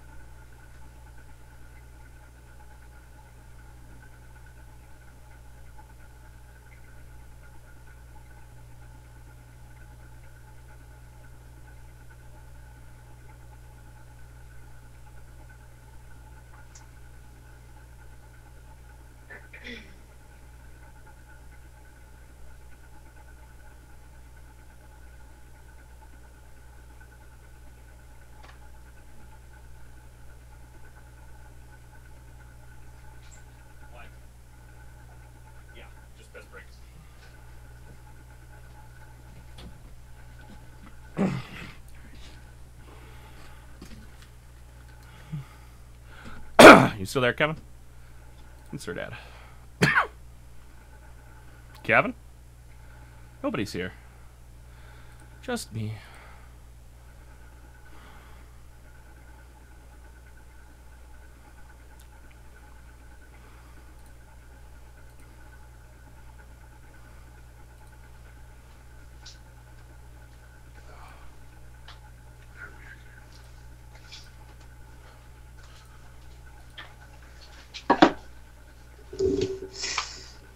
Oh, my old bones. Yeah, I hear you. I'm getting up there. Old bones. I got them old bones, man. I got 40-year-old bones. I'm closer to you than to 30. Getting there, man. Yeah, it's a painful ride. Yeah. It's a My painful back, my neck. Oh, boy. Fun times. So we are, well, at least we should be back. Waiting for YouTube to do its thing. I'm thinking it's got the ad playing right now still. How does that work for you? You guys like it? Running through YouTube Live? It's got its bonuses and its drawbacks. You can't use pretty much anything copywritten. Because anything copywritten will immediately get flagged. Either they'll take your revenue from it or they will, they'll block the video altogether. Oh, fun. I've had a couple times where I've had WWE block my video worldwide. And it's like, oh, thank you. Even though I've broken 0 copyright laws, Yeah. they do it basically to control the market. Because I can put in a, hey, I've done nothing wrong. WWE then gets 30 days, or whoever claims it gets 30 days to react to it, basically. Right. They'll probably do nothing, and then the video will go back up. But who the fuck cares about a NXT review 30 days later? You know, Right. No ads. Sorry, Luke. My bad. I hit insert ad, but that doesn't mean, again. And YouTube has its problems. Every now and again, it's got this really bad where it'll just drop frame rates, especially with video. Never had anything bad with audio, but especially video.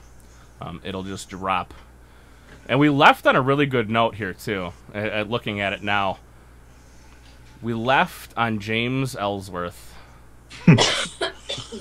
What do we do with Sir Ellsworth? Is he run his course? I'm thinking world champion. Oh, God. Thinking. Oh, yeah. No, we love James. James is a friend of our show and stuff like Yes. that. He's done the show, and he'll be doing the show again sooner than later. But I like having a comedy character on there that knows he's a comedy character. There's nothing wrong with that. I mean, he's no worse off than a Santino. He's no worse off than a few of the others. You know what I mean? And he's. I think he can. I think they can pull him away from Carmella. But you know, Step number 1. yeah, I think he has value, even as just a gimmick. You know, I mean, WWE likes their goofball characters, hence Goldust and R-Truth right now. You know, SmackDown needs a goofball character really too, and James Ellsworth is that guy. We don't get enough of that in... Fuck. I had a funny joke, and it's gone. I love it when that happens. Yeah, I'm like, oh, man, it was going to be good, and then I forgot the name, and yeah, that's gone.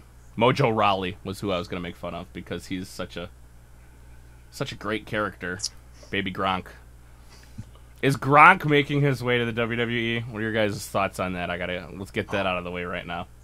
Did you hear what Shannon Sharp said about him? Yes, I did. I have no idea what Shannon Sharp's even thinking. Like, that man... Shannon Sharp is a walking blob of CTE, number 1. You know, I like him versus his counterpart, the him who shall not be named, because I don't name him because I fucking hate him. He brings up some good points against Skip. You know what I mean? A lot of the times he brings up some good points and kind of puts Skip in his place. But then other times he gets on this damn soapbox where it's like, I don't know what you said, Shannon, but I know I disagree with you. I have no idea. Like, you just talked yourself in a circle. Right. And I have no clue what the point of what you just said was. Yeah, it was a little rough listening to his comments on Gronk. And, yeah, because it's Gronk, it's okay. Well, what? I think his idea that it's entirely a color thing, you know, which is what he was painting it as without having to say it, but that's what he was saying. I think it's totally bullshit. Is Gronk a dummy? Sure. I agree with that. He's a dummy, but that's how he's marketed. And I don't think he's dumb enough to know that to not know that he's being marketed that way. For him to show up in WWE as the fun guy, coming out with Mojo Rawley, come on. Just two wild and crazy guys, I think eventually Gronk will show up in WWE. I wouldn't necessarily expect a career out of the guy, but maybe a match, maybe two. I think you're going to get more. Oh, even more than that, really? I think you're going to get more because Gronk's marketable. Everybody loves Gronk. He's so marketable, and it's not even funny. I think you're going to see him sooner rather than later because I don't think Belichick goes, yeah, Gronk, go ahead, go to WWE and do a couple spots. No, Bill Belichick is. I don't know if he was on the phone with them and what the fuck were you doing, but I think you see him sooner rather than later. That back's not going to be what football's looking for, but hey, WWE might be able to sweep it under the rug. Well, they've done it before with sports stars. Look how long Dennis Rodman was around too. Mm-hmm. So, Karl Malone. I don't know. Steve McMichael even had a career for a long ass time. So. It's got I think he's the marketable. same vein as Lawrence Taylor. I think he can sell T-shirts. You know what I mean? Yeah. He's not. He's a marketable guy. He's got value. He's a fun guy. He had to capsulize, his personality. He was at a press conference, whatever you call it, and he had a 68th touchdown, and a reporter goes, one more. But he said, one more, you know what that number is? Yeah, it's 69. Like, we all get it, Rob. We all get it. We get it, buddy. Gronk is still that college frat boy. Yeah, exactly. Don't make any mistake about it. And there was a game against the Bills this year. Someone threw on the field, right when the play was ending, a dildo on the field. And you see Gronk cracking up laughing. And I remember watching ESPN going, they should do that every single time when he's in the game, just so he'll screw up or just lose all focus and just stare right at the dildo on the field. He was pissing himself laughing. 5-yard penalty, dildo on the field. Dildo on the field. All right, moving along. Aiden English, now that he no longer has a Simon Gotch, does he continue to be a vaudevillain? DT and Kev and both Joey and John brought up the idea you can always put in Gallagher right in that slot that Simon Gotch left behind and just continue the vaudevillains perfectly. I think it's a good idea, but I'd like to see. I don't know if Aiden English can stand on his own. He might be one of those guys that, it's really sad to say. I could see WWE shit-canning the guy. I think they'd put him down in NXT or try him out for a little bit, but I think that if he can't stand on his own, I think he's gone. I think NXT. I think NXT as well. I'd ship him back down, redo the gimmick, see what you can do with him. It might take some while to grow some of his hair back, but he's got performing chops from Broadway. This guy is but we're talking. I know. Broadway is different when you're reciting Shakespeare, right, as opposed to telling a guy, I'm gonna cram your leg down your asshole. That's totally different. Art thou cramming thy leg up thy asshole? Why did thy give thy a power bomb through? You know what? In fact, that might work. I think we just found his new gimmick. He's now a Shakespearean wrestler. Shakespearean ass kicketh. Yeah, that's perfect. Oh God, Shitsuke, why did you give? That's great, dude. That's great. All right, Fandango, everybody's favorite. I love Fandango. I'm sorry, I don't think he gets the proper props that he deserves. Oh no, I think he's worth a lot. I think he has a lot of potential, but I think he's one of those guys that you shit can him and you bring him back in a few years. You think he's the John Morrison?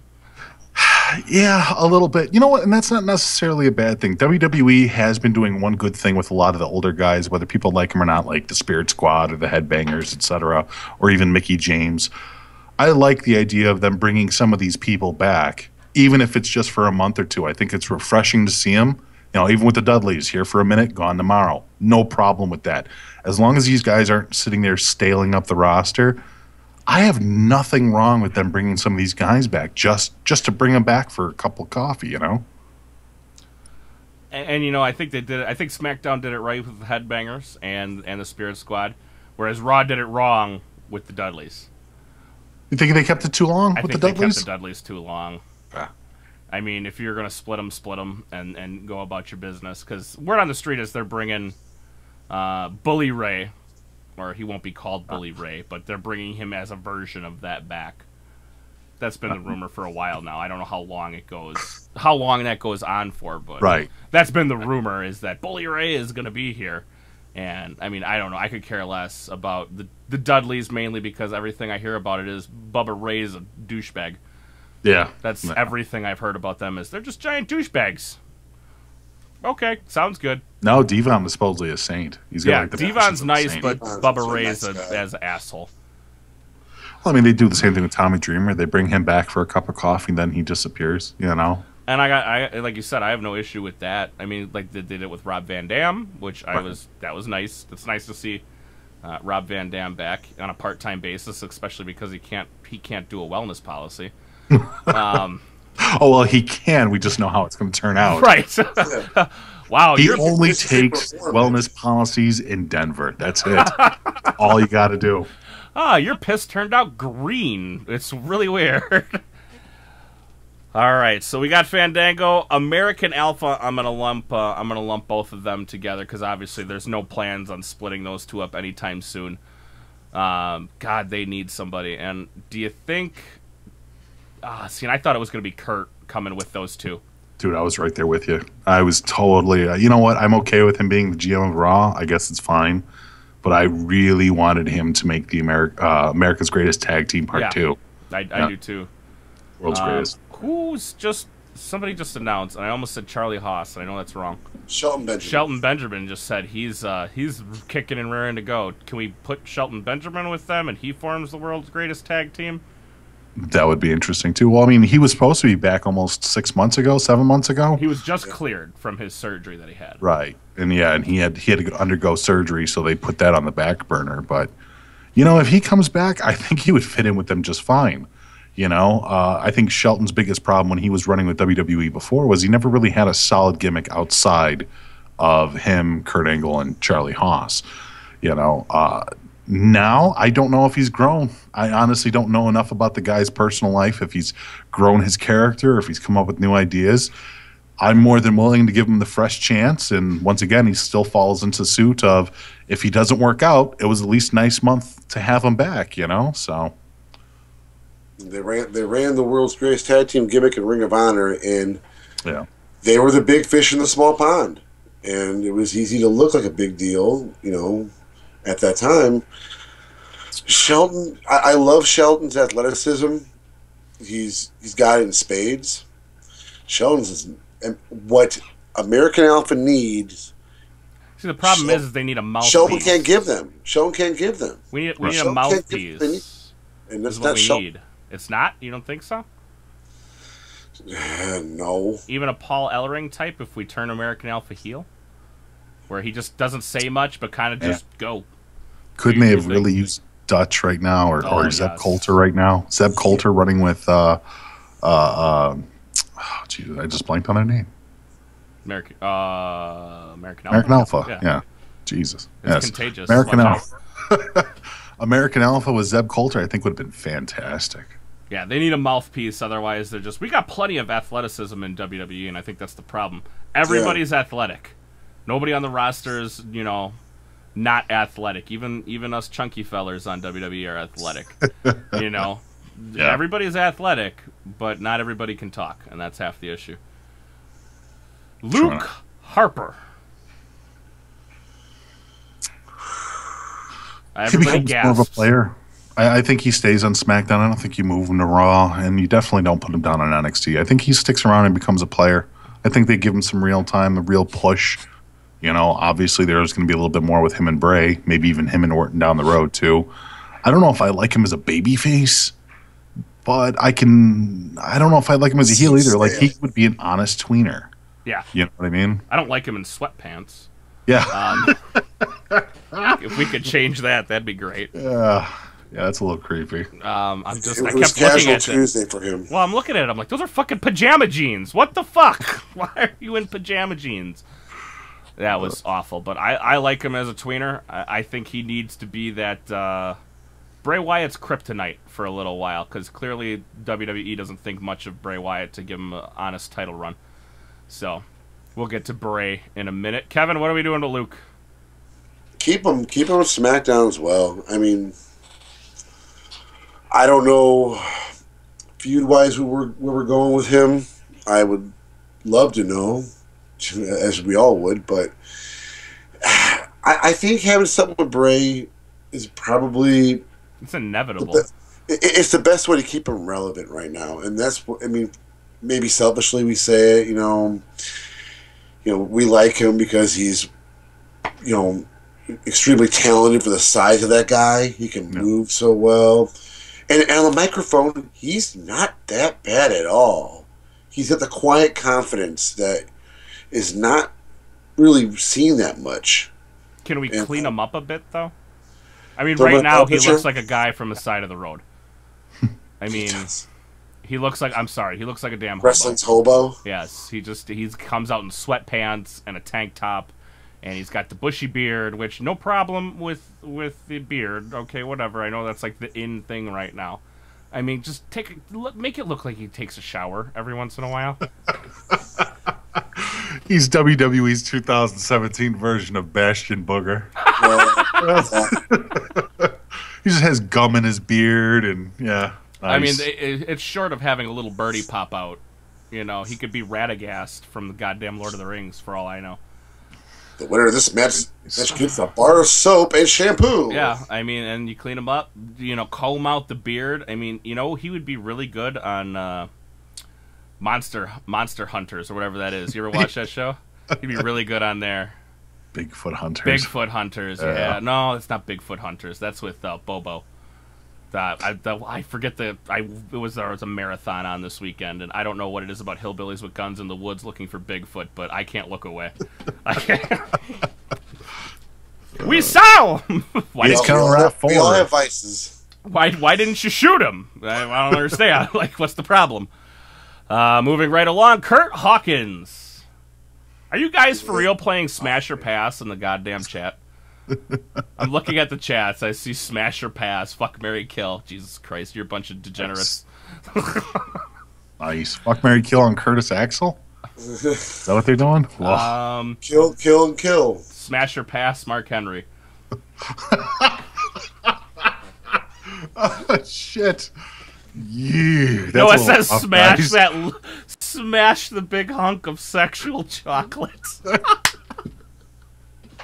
That's awkward, man. I just can't even imagine him bent over a desk or something like that. And the last time we did this, we gave birth to a hand. Come on, guys.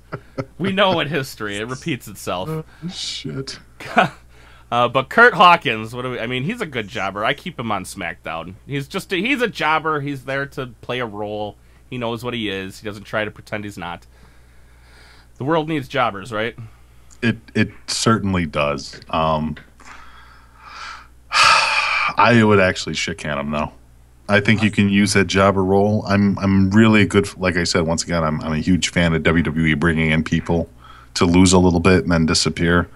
I think his time is time to go. But that's kind of what he does, doesn't? I mean, he comes in, he loses a match, and then he kind of disappears for... But there's no suspension of disbelief. When you see him out there, you know he's going to lose. Okay. If you see the Spirit Squad out there, holy shit, they might win, Right. And I think that there's really nothing forward for him. Fair enough. Kevin? You know I don't like him. Okay. You know I want him gone. You're firing him? You're right. The world does need jobbers. I just don't need this jobber. Okay. I think that's fair. I mean, I was in the middle of firing him and keeping him, but I'm like, well, if I fire him, who else do I keep? But we're coming up to Heath Slater, so We'll get to that at that point. Coming up, Callisto, a.k.a. the Rey Mysterio wannabe. He needs to go to 205 Live. Can I do that? Yes, absolutely. That's definitely a possibility. Yeah. I think he needs to go to 205 Live as well. I don't know why he's not. Isn't Sin Cara supposed to be on 205 Live too?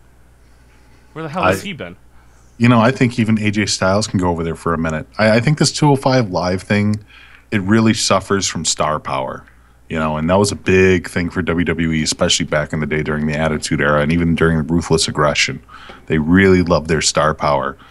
And I think the difference is with NXT, they've allowed their guys from NXT to show up on Raw and establish themselves and have feuds and then go back to NXT and complete, you know, their feuds down there.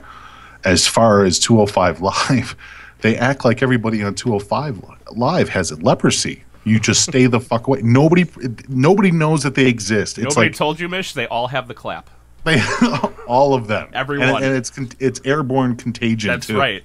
It's airborne clap. And, that's why they have to take the purple ropes off every time that they wrestle, so that they don't. They wear like white gloves when they do it too, so they don't get any on them. But they're coming out in hazmat suits. I think it's horrible. These guys really should switch it up, and I have no problem with. See, and I think that's the other thing too. If you threw AJ Styles on a 205 Live, you know, don't put him in there for the title, obviously. But if you have a couple of good matches with them on there, I don't see who that hurts. Well, can you hide him? You can hide him in a tag team match, and he doesn't have to eat the pin. Absolutely. But it brings some legitimacy to the brand, to that brand. Right. And I think that's what they need to do. And they did that back in the day with Punk. Didn't they send Punk down to, I don't even remember what he was down there for. FCW or whatever. FCW. Yeah. And then they kind of brought some legitimacy to, I think he was teaming with, Kevin, help me out. With Seth Rollins. Seth Rollins, thank you. You know, the 205 Live thing is, I want to be behind it. I know a lot of us do. And the purple ropes thing, to me, you know, there's no commingling with other guys. None. It's just that, you know, little band of brothers, and that's it. The last main roster person to commingle with the 205 Live guys is Alicia Fox. Oh. I was going to say Gallagher because he was technically in the Royal Rumble, but... Yeah, I don't know if I would really consider him a main roster guy, though. Never really did. But, I mean, somebody that you want to consider for the main roster, the last person I thought of was Alicia Fox. Does anybody care about Alicia Fox anymore? No! That's the point.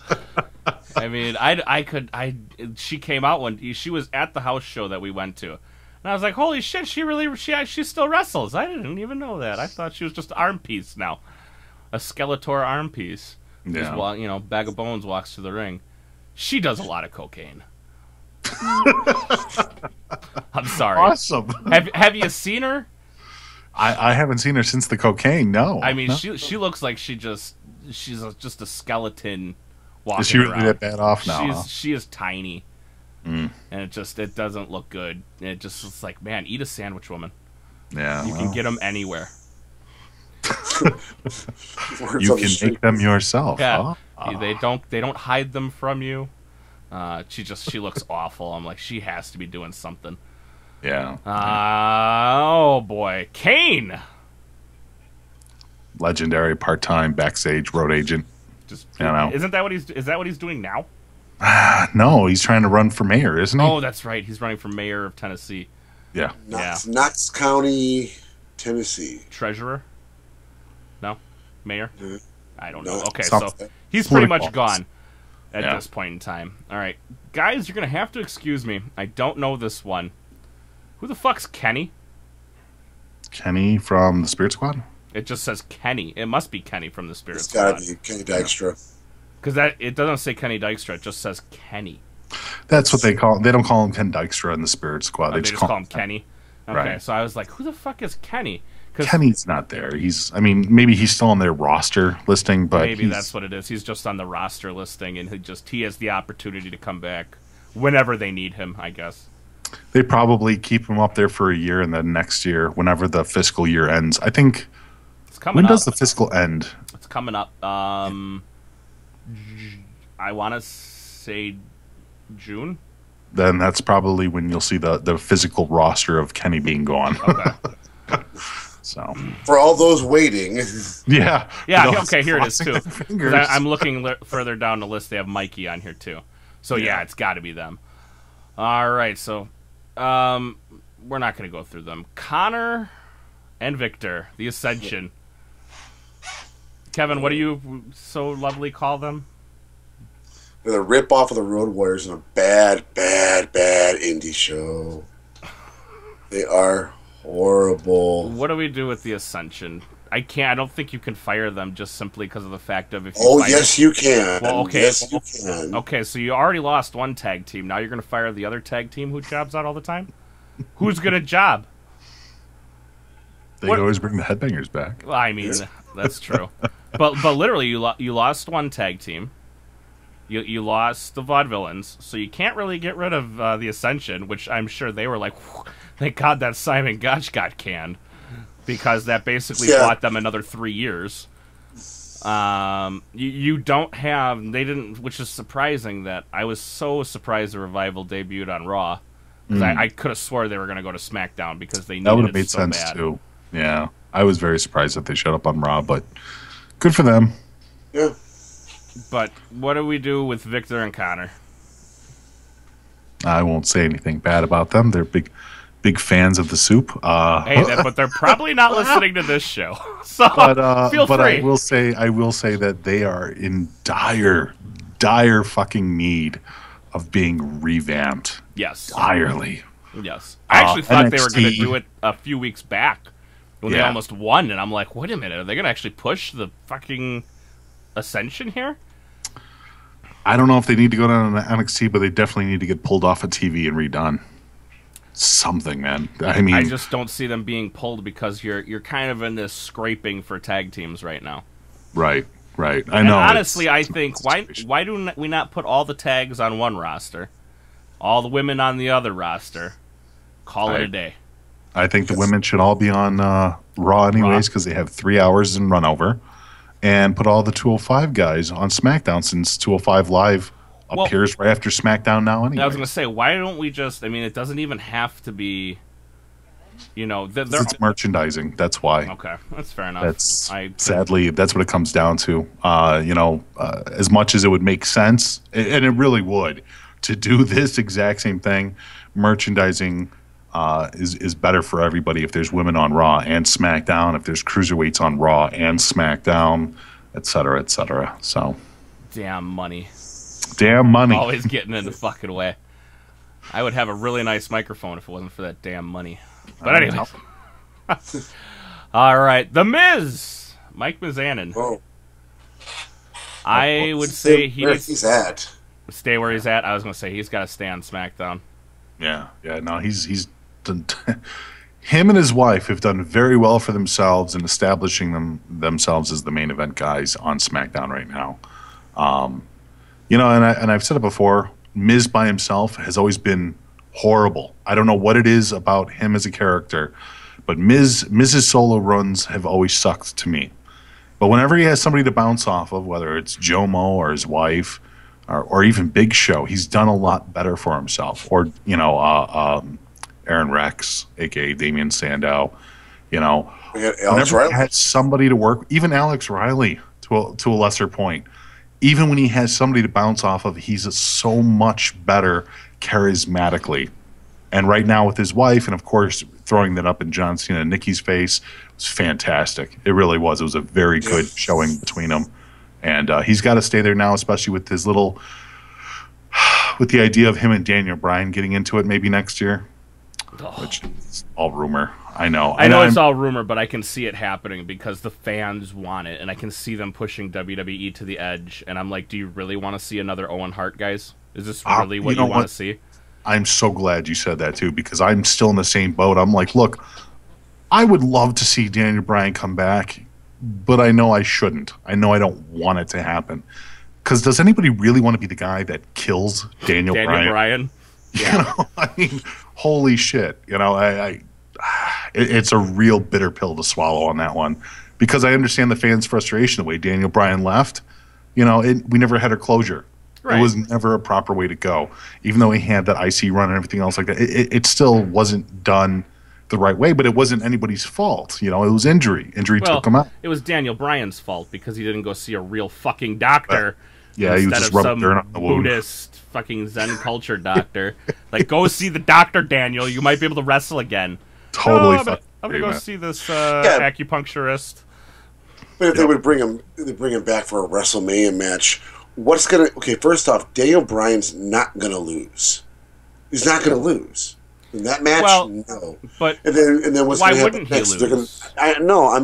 What I'm saying is, the company is in a no-win situation because the fans are going to clamor one more match. It's not going to be the same kind of Daniel Bryan match that we've grown accustomed to. It's going to be a very watered-down version. Well, if he's as bad off as he was, or as we were led to believe that he is, like pretty much where one solid punch to the head and he's fucking gonna drop dead on us, you know, does anybody even want to take that chance? No, and you know who what I would mean? Wrestle against him. Right, exactly. And I mean, obviously they're building it up with him and The Miz, and I believe that The Miz is a very safe wrestler. He's a guy that doesn't take the crazy opportunities and risks and stuff like that. But shit, anything happens. We've seen it happen before. You know, the worst possible scenarios do line up, and it does happen, and people get injured. I mean, look at Rollins and Sting, you know? I mean, nobody expected Seth Rollins to fucking take Sting out, but... Actually, I did.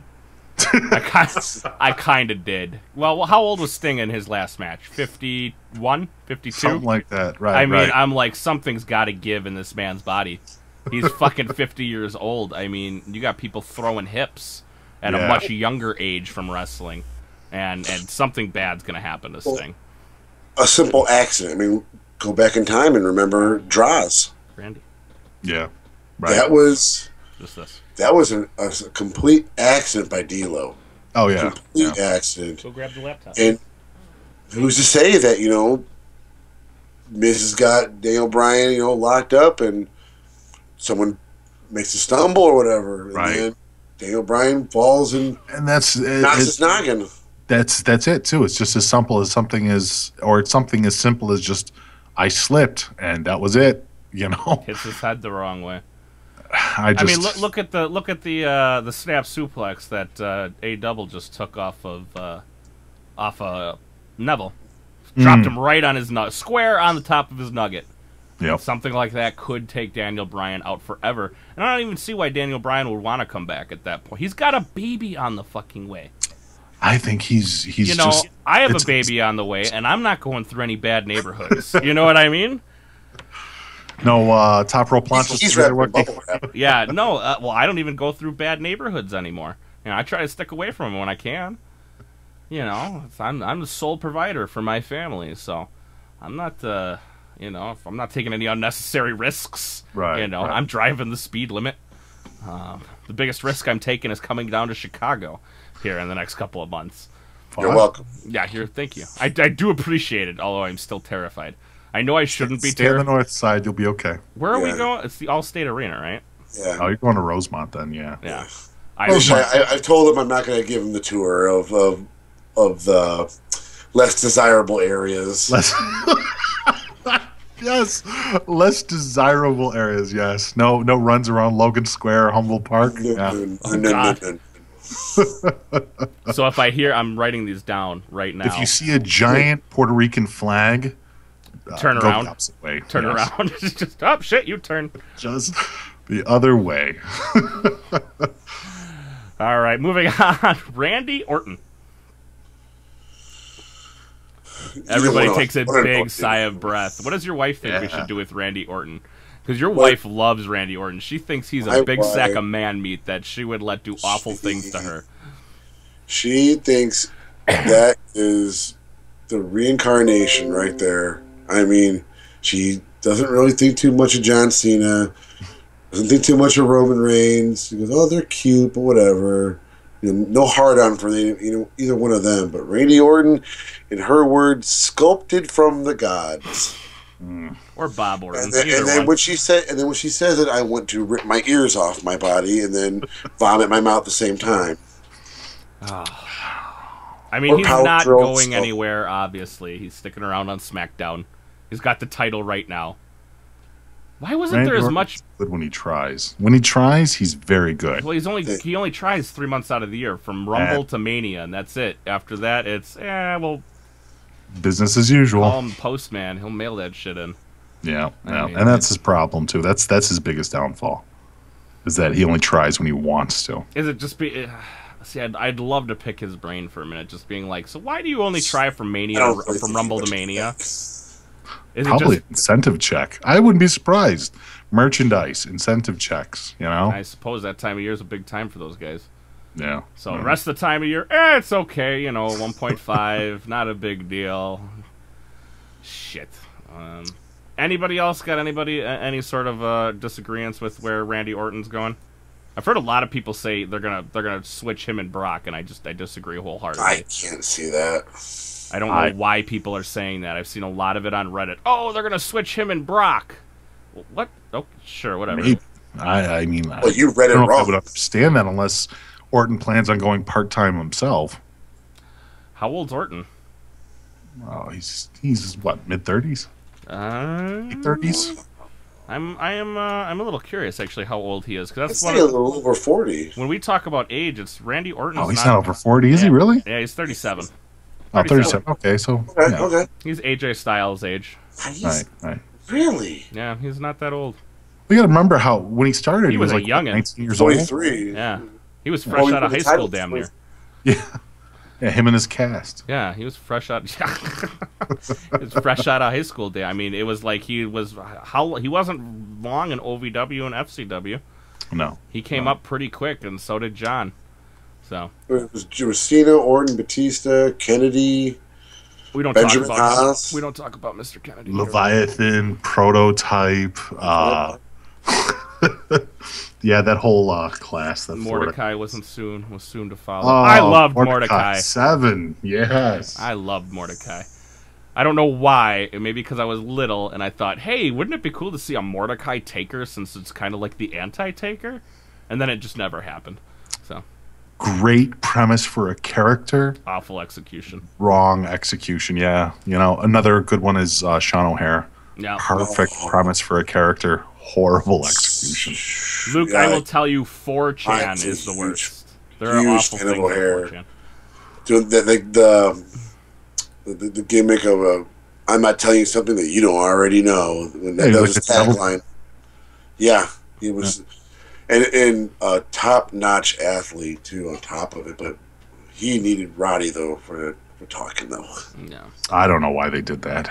I thought he did just fine without Roddy. Yeah. I saw the vignettes were great, but man, him with the microphone, like damn. We've heard worse, to be fair. Yeah, he's one of those guys that needed to be scripted. He was clearly scripted for his vignettes. Yeah. There's a guy that should have been, it's fine if you wanted to put him behind the mic, but he should have been a guy that was absolutely scripted. Especially for the level that he was promoting this character. This character was far more in depth than I'm going to kick your ass at SummerSlam because you have an ass and I got a foot. I mean. So. Can somebody please, in the chat, tell me what the hell is going on? We're talking about now entitled millennials and shit? What the hell is... Millennials? I don't know. We've had this discussion about entitled little millennial fucks now, though, for a long time. And I'm looking at it, and I'm reading the chat, and I'm like, what the fuck? Daniel's coming to kick people's ass? Like, what is going on? I have no idea. I've been watching it, guys. Just because I'm not answering you doesn't mean I'm not watching it, but I must have lost something. Dad's going to pull this car over right now. I will pull this fucking car around. I've said that before, which is the sad thing. Mojo Rawley. He doesn't get hype, he stays hype. And I think he stays his ass right on SmackDown. Yeah, they gave him a little bit of a push at Mania. I think that they're going to run okay, hold on. Is that honestly a push? The Andre the Giant Battle Memorial Royal? Well, it wasn't for Zack Ryder. It wasn't for Zack Ryder. I mean, I guess you could say it was for Baron Corbin, I guess. It was supposed to be for Tommy, but, then he got injured. He's injured every other week. And then he's out. Supposedly coming back too. Let's not forget. He's supposedly coming back too. I don't know where they're going to put him or if they're just going to can him. I think they're just going to. I'll tell you because I already know. What? NXT. You're just gonna keep him on. Isn't it time to Fisher Bobby cut? Roode's. He's Bobby Roode's opponent. Don't you think it's time to Fisher cut bait with him? I mean, every time he comes back and Tommy's back, everybody goes crazy. And 3 months later, he dislocated his C7 vertebrae. He'll be out for 6 months. He'll be out for 9 months. And then he comes back, and then 3 months. I mean, God, it's time to Fisher cut bait. Just let Tommy go. Remember, he got to NXT maybe a month, 2 months before Balor did. Okay.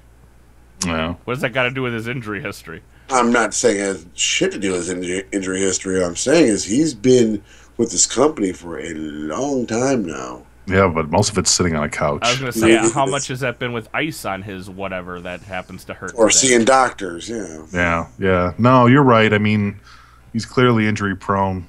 He's taken more than he's given.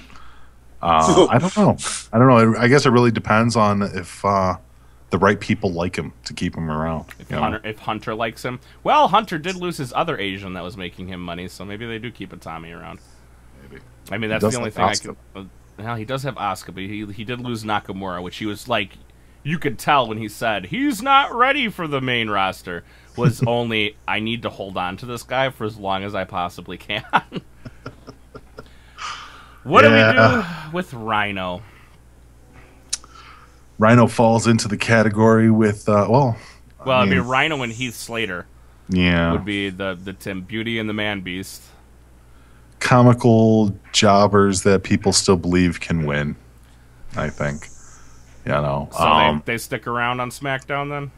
Yeah, and they give them a win every once in a while just to appease the fans. I mean, I don't see any big runs with them anymore.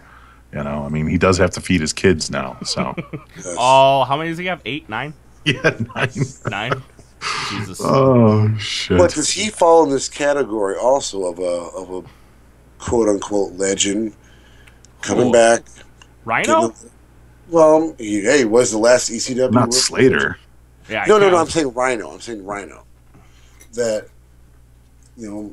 gets a couple, gets a little run, then fades away.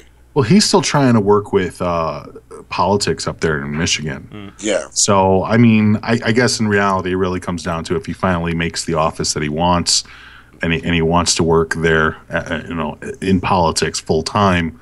That's probably what's really going to dictate his career, and their tag team. But for right now, they're just comedic offshoot duo. They come on when they need them. They disappear every other time. I'm sure Rhino isn't exactly flying every single city that they go to, So, well, I'll tell you one thing: he ain't winning no offices with those pork chop sideburns. Yeah. those are. He was better with the goatee, or even like he had the full beard for a while, and then he shaved it off, and I'm like, what the fuck is that? Please put it all back. They gave him the Civil War sideburns. Yes, that's exactly what it was. Just those awful. I'm like, what are you doing? You're running for office? Nobody's going to vote for you. Not looking like that. He even looks better just clean shaved than he did with the damn sideburns.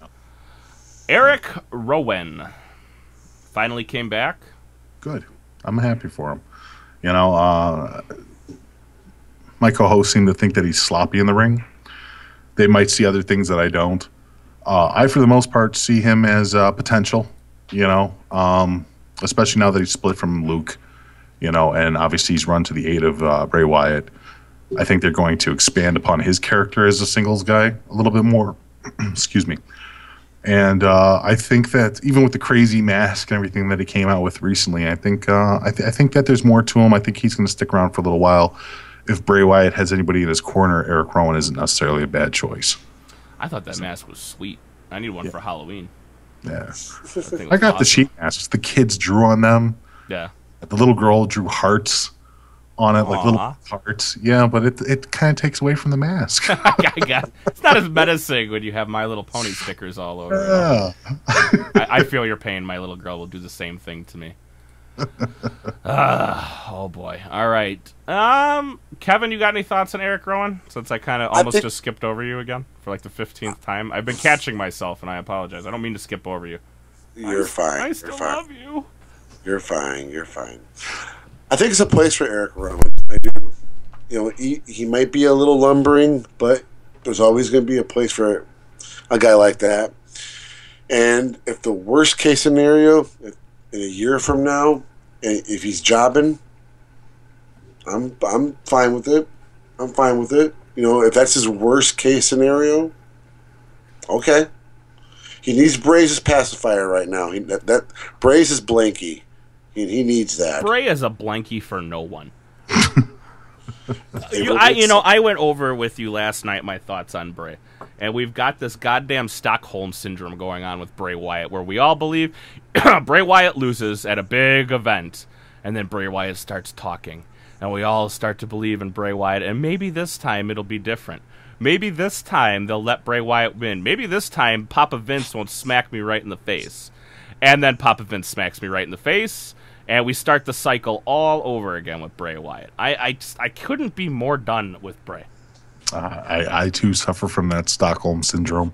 I'm a big follower and fan of Bray Wyatt. I love Bray Wyatt, the character. I just think if he never would have seen Cena and then lose there, or maybe even he beats Cena, or if he never sees Undertaker, his Leave career... it with Randy Orton, man. I mean, okay, here's the thing that really screwed me up about Mania. The babyface and the heel role were completely switched. A babyface doesn't go and murder your sister or murder your dead sister again by burning down your house and yeah, I'm still the face, right, guys? My first question is, how do you murder a dead person? Yes. Can we just start there? He believed that she was still alive. Well, all crazy people talk to other people that happen to be there. Touche. But to Bray Wyatt, he did murder his dead sister again. And on Bray Wyatt's side, he did something that was completely anti-heel, and that was like literally fall on his knees in the ring when Randy was doing that and cried. Fucking had tears rolling down his cheek.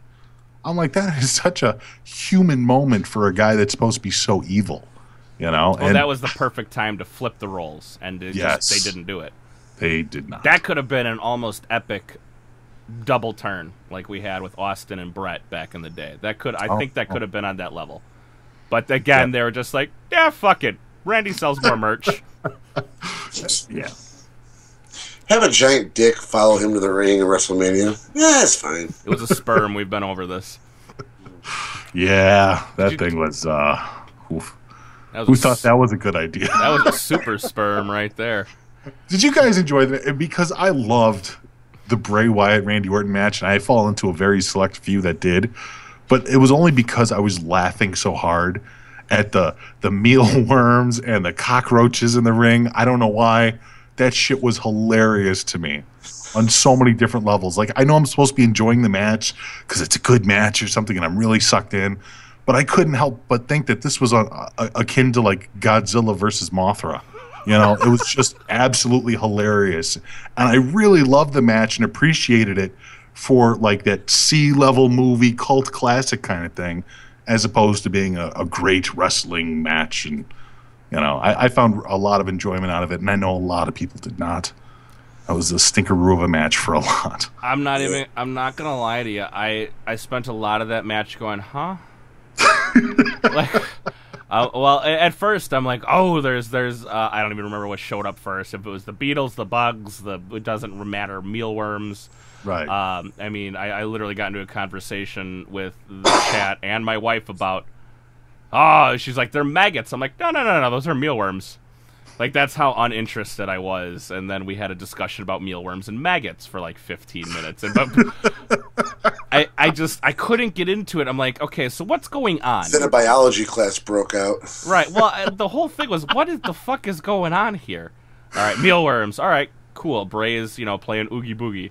And then we have worms. Oh no, worms! And I actually thought, I'm like, maybe the Boogeyman's coming back. And then I was waiting for the Tupac holograms. It was all a dream. God damn it! That's what I'm saying. It was just so silly that I just had a real good time with it. I don't know. I mean, it was what it was. I'm disappointed in WWE again. Did Randy need another belt? No. Bray could have been helped so much by just a one WrestleMania win, and he just didn't get it. Right. Helping Bray Wyatt out? That's just insane. Well, it's again, Kevin, you and I have talked about this before, but I point to that article. that was written, I want to say about 6 months ago, where they're like, well, they don't want to let any one superstar get too much of a push or get too large, and so they'll just push him down. And I kind of almost believe in this, because it's like, look, if you look at it this way, they don't want to deal with that CM Punk effect anymore, or again, where CM Punk leaves and it left a giant. I mean, it did leave a giant hole in the roster for the next year. Sure. And so if we don't let anybody get too big, and somebody says, you know what, I'm splitting, it doesn't hurt WWE in the long run. Right. So I kind of put some cadence in like that article. If you think about it and sit down, it does make some sense. Even though it sounds like the dumbest thing ever and not good for business. But again, they already have our money. Yeah. So yeah. Enough on that one. I'm glad somebody enjoyed the Bray Wyatt match. Because I spent most of the Bray Wyatt match confused. To me, it was WWE plays with projector slides. And this is the one we got in Zimbabwe. That must have been a fun job. What's your job? I get to put bugs on a projector. Yes. And guess what? Yes. They pay me $50,000 a year to That's do right. that. How do I get that job? Where do I apply? WWE.com? I know, right? I want that job. I'll do that all fucking year round. Dude, I will scour the internet for better gifts. Scour. Zack Ryder, when he eventually obviously comes back. Oh, it was Daniel Price. I'm like, somebody finally got nailed by Nightbot in the chat. But Zack Ryder, what do we do with him? He's coming back. They've reinvigorated him with he does now have a YouTube series again. He's brought back the Internet Championship. Do him and Mojo split ways, and then Zack kind of goes back to the bro. Mojo's going to do a lot better without Zack than he is with him. Does he kick the Zubas? Let's hope. I think Zack, honestly, once again, something that'll never happen, but belongs down in NXT or 205 Live. I think you could put him on either. I think he needs to go to a preliminary show. I think he needs to go somewhere else. I don't think he has that, I want to say, main roster appeal anymore. And I think that he would do a lot more for bringing, his fans over to 205 Live or NXT and kind of bolstering their audience. See, I think Zack Ryder is a merchandising machine. Really? You can sell his headbands. You can sell his hairpiece. Yes. You can sell that title belt. You can sell a lot of different things with Zack Ryder. A lot of different stuff with Zack Ryder. But he's not going to make a wave on SmackDown or Raw. I mean, you're right, though. The merchandising thing is a fucking fantastic point. And if anything, I would imagine that bringing that kind of merchandising over to NXT or 205 Live might be even more beneficial to everybody. Does he meet the requirements at all for 205 Live, or is he too big? I don't think he's that big. Is he? He's got a decent size to him. I think he might look a little out of place in 205 Live. Let's see. His weight is... Oh, he's 220. Okay, so he's about Punk size. So he'd have to lose a little bit of weight. Yeah. Luke, so let's make one thing. I referenced the article about the push, and what did he say after? What are they trying to do with Reigns? Reigns isn't going anywhere. Reigns isn't. Reigns is not going to be in the next Guardians of the Galaxy. Reigns is not the next Mummy. Let's face it, Reigns is a knuckle dragger.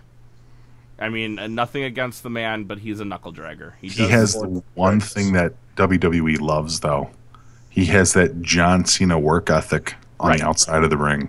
Right. No, I'm not disagreeing with you at all. But I'm just saying, let's face it, the man is a knuckle dragger.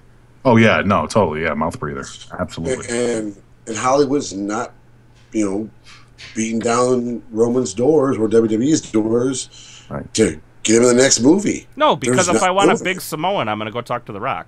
Exactly. I mean, it's that simple. I mean, why would I want The Rock's half kayfabe cousin? I mean, whatever. It doesn't matter. I wouldn't take him. I'm not sure about Roman memorizing, a promo on Raw, let alone lines in a movie. Yeah. Yeah, but if they need Roman to go show up on Good Morning America or go talk to a bunch of kids at a auditorium or something. He's right there. He's right there. You know, I I give him the work ethic. You know, as much shit as I'll give him for what he does in the ring, for the character that he's portrayed these last few years, and for the way that WWE believes in him, even against all opinion of the audience. He'll do the work. All right, first off, Noah, I don't know what you're saying.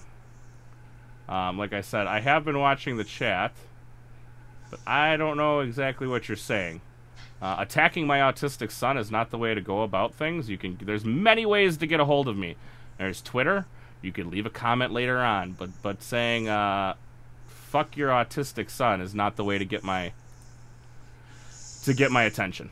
That's lovely. It's great, isn't it? But I'm going to give you a timeout, and maybe you can take a few breaths, and we can figure it out. Because I don't know if you see what I'm doing. I'm running a show right now, or at least I'm trying. I may be failing, and I may not be as polished as some people. No, I'm having a good time, man. But I think try. This is good conversation. I Yeah. try. Hey, you know, I mean, I've only really been honestly doing a show. How long have I been doing this, Kevin? 9 months, maybe? Years. Oh, you're an old veteran. Oh, yeah, whatever. Shut up. A few months. A few months. But Heath Slater, he's got kids. Where's he going? Comic relief. He's sticking around. Like I said, as long as Rhino's there and they're gonna pop in as a tag team, I think they'll be okay. They'll win a couple, lose most, you know. And they're just there for funsies to say, I got kids, and people to hold up he's entertaining signs. So, sticking him on SmackDown? Oh, yeah. God forbid he was on Raw. Well, he was on Raw, and then nobody drafted back. And then nobody drafted him. What are you going to do, put Jinder Mahal with him again? Oh, my God. No. Oh, my God. I just thought about that. With three-man band is back. 3MB is back. No. They're all here. Oh, no. No. AJ Styles. I think. What? He's going to Raw, right? Yeah. Man, fuck you, WWE. I'm finally going to a SmackDown pay-per-view, and he's going to go to Raw before I even get there. As soon as he said, I'm not leaving SmackDown, I thought, he's leaving SmackDown. Mm-hmm. Okay, Randy. Like I said, like, you guys know how I feel about the whole, like, targeting kids with autism. We can use our words perfectly fine, like adults. What has brought this about? I have no idea what's been going on in the chat. Dan and Noah have been arguing with each other about something. And the thing about saying, like, targeting people's children, they have nothing to do with it. Come on. Be adults.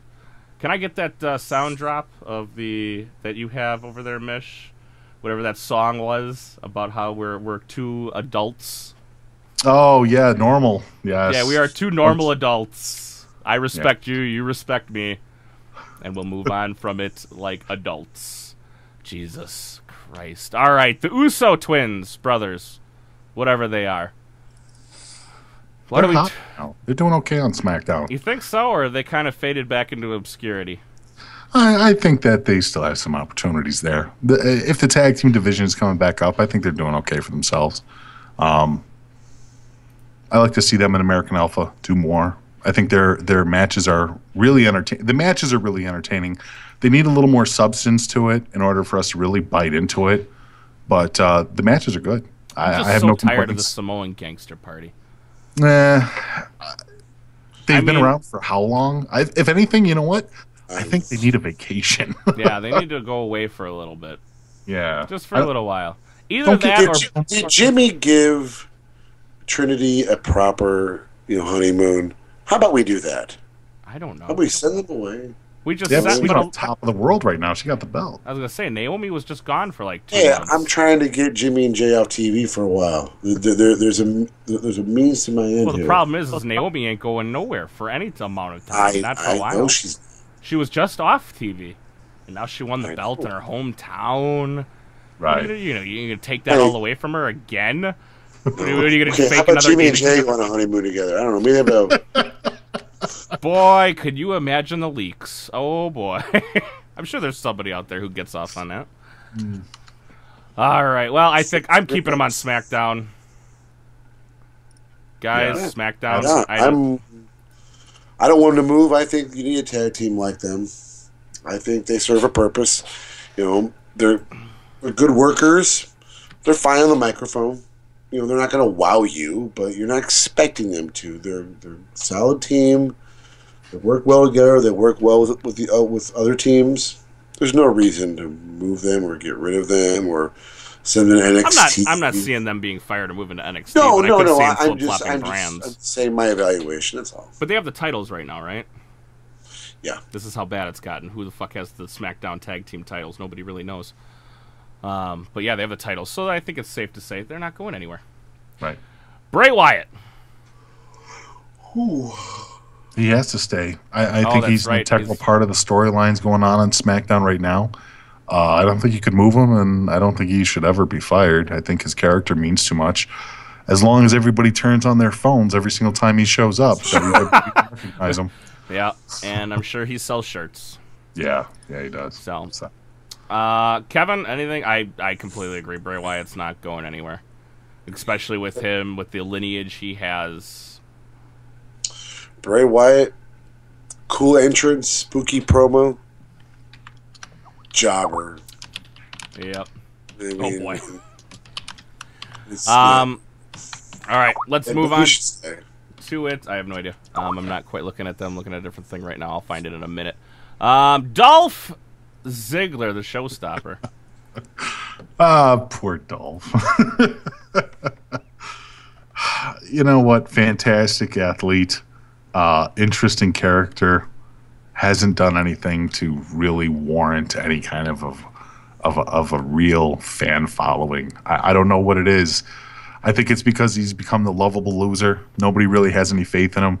He's the perfect example of a guy who has a lot of talent, pretty much has the total package. Even back in the days when he was with AJ and Big E, who went on to absolutely nothing. He had a couple title runs. Yeah. Does anybody even really recognize him as a world title holder, though? Do you remember when people think of Dolph Ziggler, he gets the love and praise and admiration for having good matches, and he even has good promos once in a while. Matter of fact, the program that he was just working with The Miz was actually really good. I really enjoyed the anger that they had for each other until they decided to have him show up in the Colonel suit while Miz was a chicken and just kind of completely ruin the whole damn thing. I think that there's still potential for the guy, but I don't know. He's one of those guys that I think that they can let him go for a couple of years, and he wants to go do stand-up comedy and stuff like that. He wants to go and become a comic. Let him do that. He's not funny, though. Well, he thinks he is. I was going to say he's not funny, though, at all, and that's the problem. He's practicing. I know he's done some improv work and stuff like that, and he's talked about it on his Twitter and everything else, but I don't know. Fox Business, too. I mean, he bashes himself as an analyst in that type of setting. I was on board with Dolph years and years and years ago, and boy, those days are long dead. Yeah. Long dead. And it's Fisher Cup bait with him. Yeah. Well, I think he knows his spot right now. Do you know what I mean? Yeah. When it comes down to Dolph, I think he knows his spot. I think he knows that it's the end of the road for him. His job is to put people over. I think he kind of gets that. I want to say he does. I really do want to say he does. And the worst part about it, though, with Dolph is, yes, he had a very memorable cash-in on Del Rio. On Del Rio. It was actually at a Payback in Chicago. But do you remember any Dolph Ziggler championship matches? Besides for that cash-in, no. Yeah. I mean, I really don't. I really, really don't. And it's tough for me because I want to say keep him out of nostalgia, whatever that's worth. But, I think it may be time to go bye-bye. He's got other interests. Well, I don't think you're going to keep him out of nostalgia. I think you're going to keep him out of just helping to get the younger talent over. Does that make sense? It does, but he should have been doing this already. Well, I mean, but now he knows. End of my career. I'm out. I'm on my way. I got a foot out the door. I'm not lighting the world on fire anymore. But I can help put other people over. I think that's where he knows he is right now. I hope you're right. I just think that him having all these outside interests, yep, kind of begs the question that he might be, bidding adieu on his own accord. He's maybe saying, "Hey, I like doing this. I like doing that." He's a good talker. He's got personality. He's not a dead fish. Maybe wrestling for him has run its course. He could have. I'd still keep him on SmackDown until he's ready to leave. Because he's still, like I said, he can get the other talent over. That's my thoughts. Yeah, that's a good point. I mean, when he was doing stuff with Apollo Crews, which for whatever reason just like ended for no apparent reason, I thought it was actually helping elevate Apollo Crews. A little bit. Well, I mean, he has a good form. He's great in the ring. He can tell a story. He understands psychology. He's not horrible behind the mic. He has genuine emotion. He can convey that emotion through a microphone, which is something that a lot of people can't do. Like I said, on paper, he is the total package. He really is. It doesn't execute for him as well out there in the real world. He's everything you want in a wrestler. He really is. He's got the look. He's not a horrible looking guy. Women find him attractive. He can sell merchandise. I mean, all those little Ziggler shirts and those weird hot pink pants, and you know what I mean. People like him. I think his hair's a little, but whatever. Yeah. I mean, for the most part, on paper, like I said, he's really got everything down. But unfortunately, execution from that just doesn't hold up as much. Would a repackaging for him create new life for Dolph, or no? You've repackaged him a bunch of times, though. I know. But it always feels the same. I don't think a repack. Like I said, I think he knows his place. Hey, I'm at the end. I mean, Dolph's not young by any means. He's not old, but he's not young. He knows, hey, it's my time is done, and it's just time for me to help the younger talent maybe learn a thing or two. Wookie, do you think that he could? Do you think that he would be better suited to like work a Chris Jericho schedule, where he disappears for a little bit and comes back and has that fight? Yes, absolutely. I would like that actually. Kind of disappears for a little bit, comes back every now and again. Maybe he works 6 to 8 months. I mean, the thing that we can all say about Chris Jericho is Chris Jericho knew when it was time for him to kind of go away, and he could feel that out. Now, I think there was times where Vince is like, you're the only thing we got going. Please stick around. You know what I mean? But, like, Chris always kind of knew, and that's the one thing I have to say about him. He knew when to dip out and say, it's been a good 6 months. I'll see you guys in another 6. Yes, and he was always very smart to have other ventures. I mean, not just Fozzy, but his Sirius XM radio stuff, even Dancing with the Stars and all that other stuff. He's always been very good about keeping his outside life busy as much as his inside life, So, yeah, I think Dolph, he needs that Chris Jericho schedule. Yeah, I think he actually could. And, I mean, it's not going to be over for him when he does call it quits. It's the same thing with Taker. Everybody asks, is Taker done? No, Taker's going down to Florida.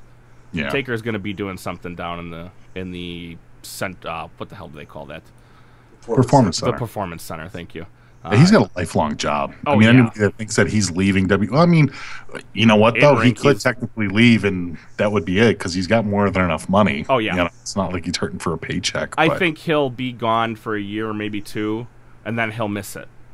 You know what I mean? He'll be like, he's played a character for 27 years. He'll be like, well, I'm just Mark Calloway now. Right. What do I do with the rest of my life? Either that or he's going to commit suicide. And I mean that I don't mean that as a joke. Just what do you do after 25 years of being The Undertaker? Go home and bang your hot wife? Yeah. I mean, how long does that last? Oh, that's what I'll be doing. But how Until long? She's not hot anymore there, Wookie. Right. But so what? We got another solid. Run dry. But what do you do after that? What do you do after that? Yeah. I mean, he will find a way to continue collecting a paycheck and keep himself busy. Could you imagine Undertaker stand-up comedy? Oh God. No, I can't. I'm trying to think of some good like Undertaker stand-up jokes, and it would just be so dry and horrible. It would just be nothing but dead baby jokes. Dead baby jokes, and then after the end, rest in peace, as everybody just looks at him like, who is this guy? Tip your bartender. I'll be here. Try the veal. All right, guys, I have my wife next to me going, I have homework. I need to do my homework. So, guys, we had a blast on the stream. Thank you to Mish for coming on, guys. If you're not listening to Wrestling Soup... Mish, put your plugs out there, Mish. Yes. Oh, much love. Yeah, I guess if you guys want to listen to us and check out Wrestling Soup, Thursday nights, 9:30 p.m. Eastern Standard Time, Sundays following pay-per-views, and we broadcast on Saturday, but I couldn't give you a time because it's whenever we feel like it. Yeah, good enough. I was just about to go through that whole thing, but he said it better. Much so, love. Kevin, you guys know where to find Kevin. Go over to Issues Wrestling on Twitter. And the show, Wrestling with Issues. Yep. We love you. Kevin shows up on my show whenever he feels like it. So much love. Pretty much. All right, guys. Have a good one, and we will see you maybe tomorrow for Raw. Well, we're going to have to wait. We're going to talk to a lawyer. So we will see you then.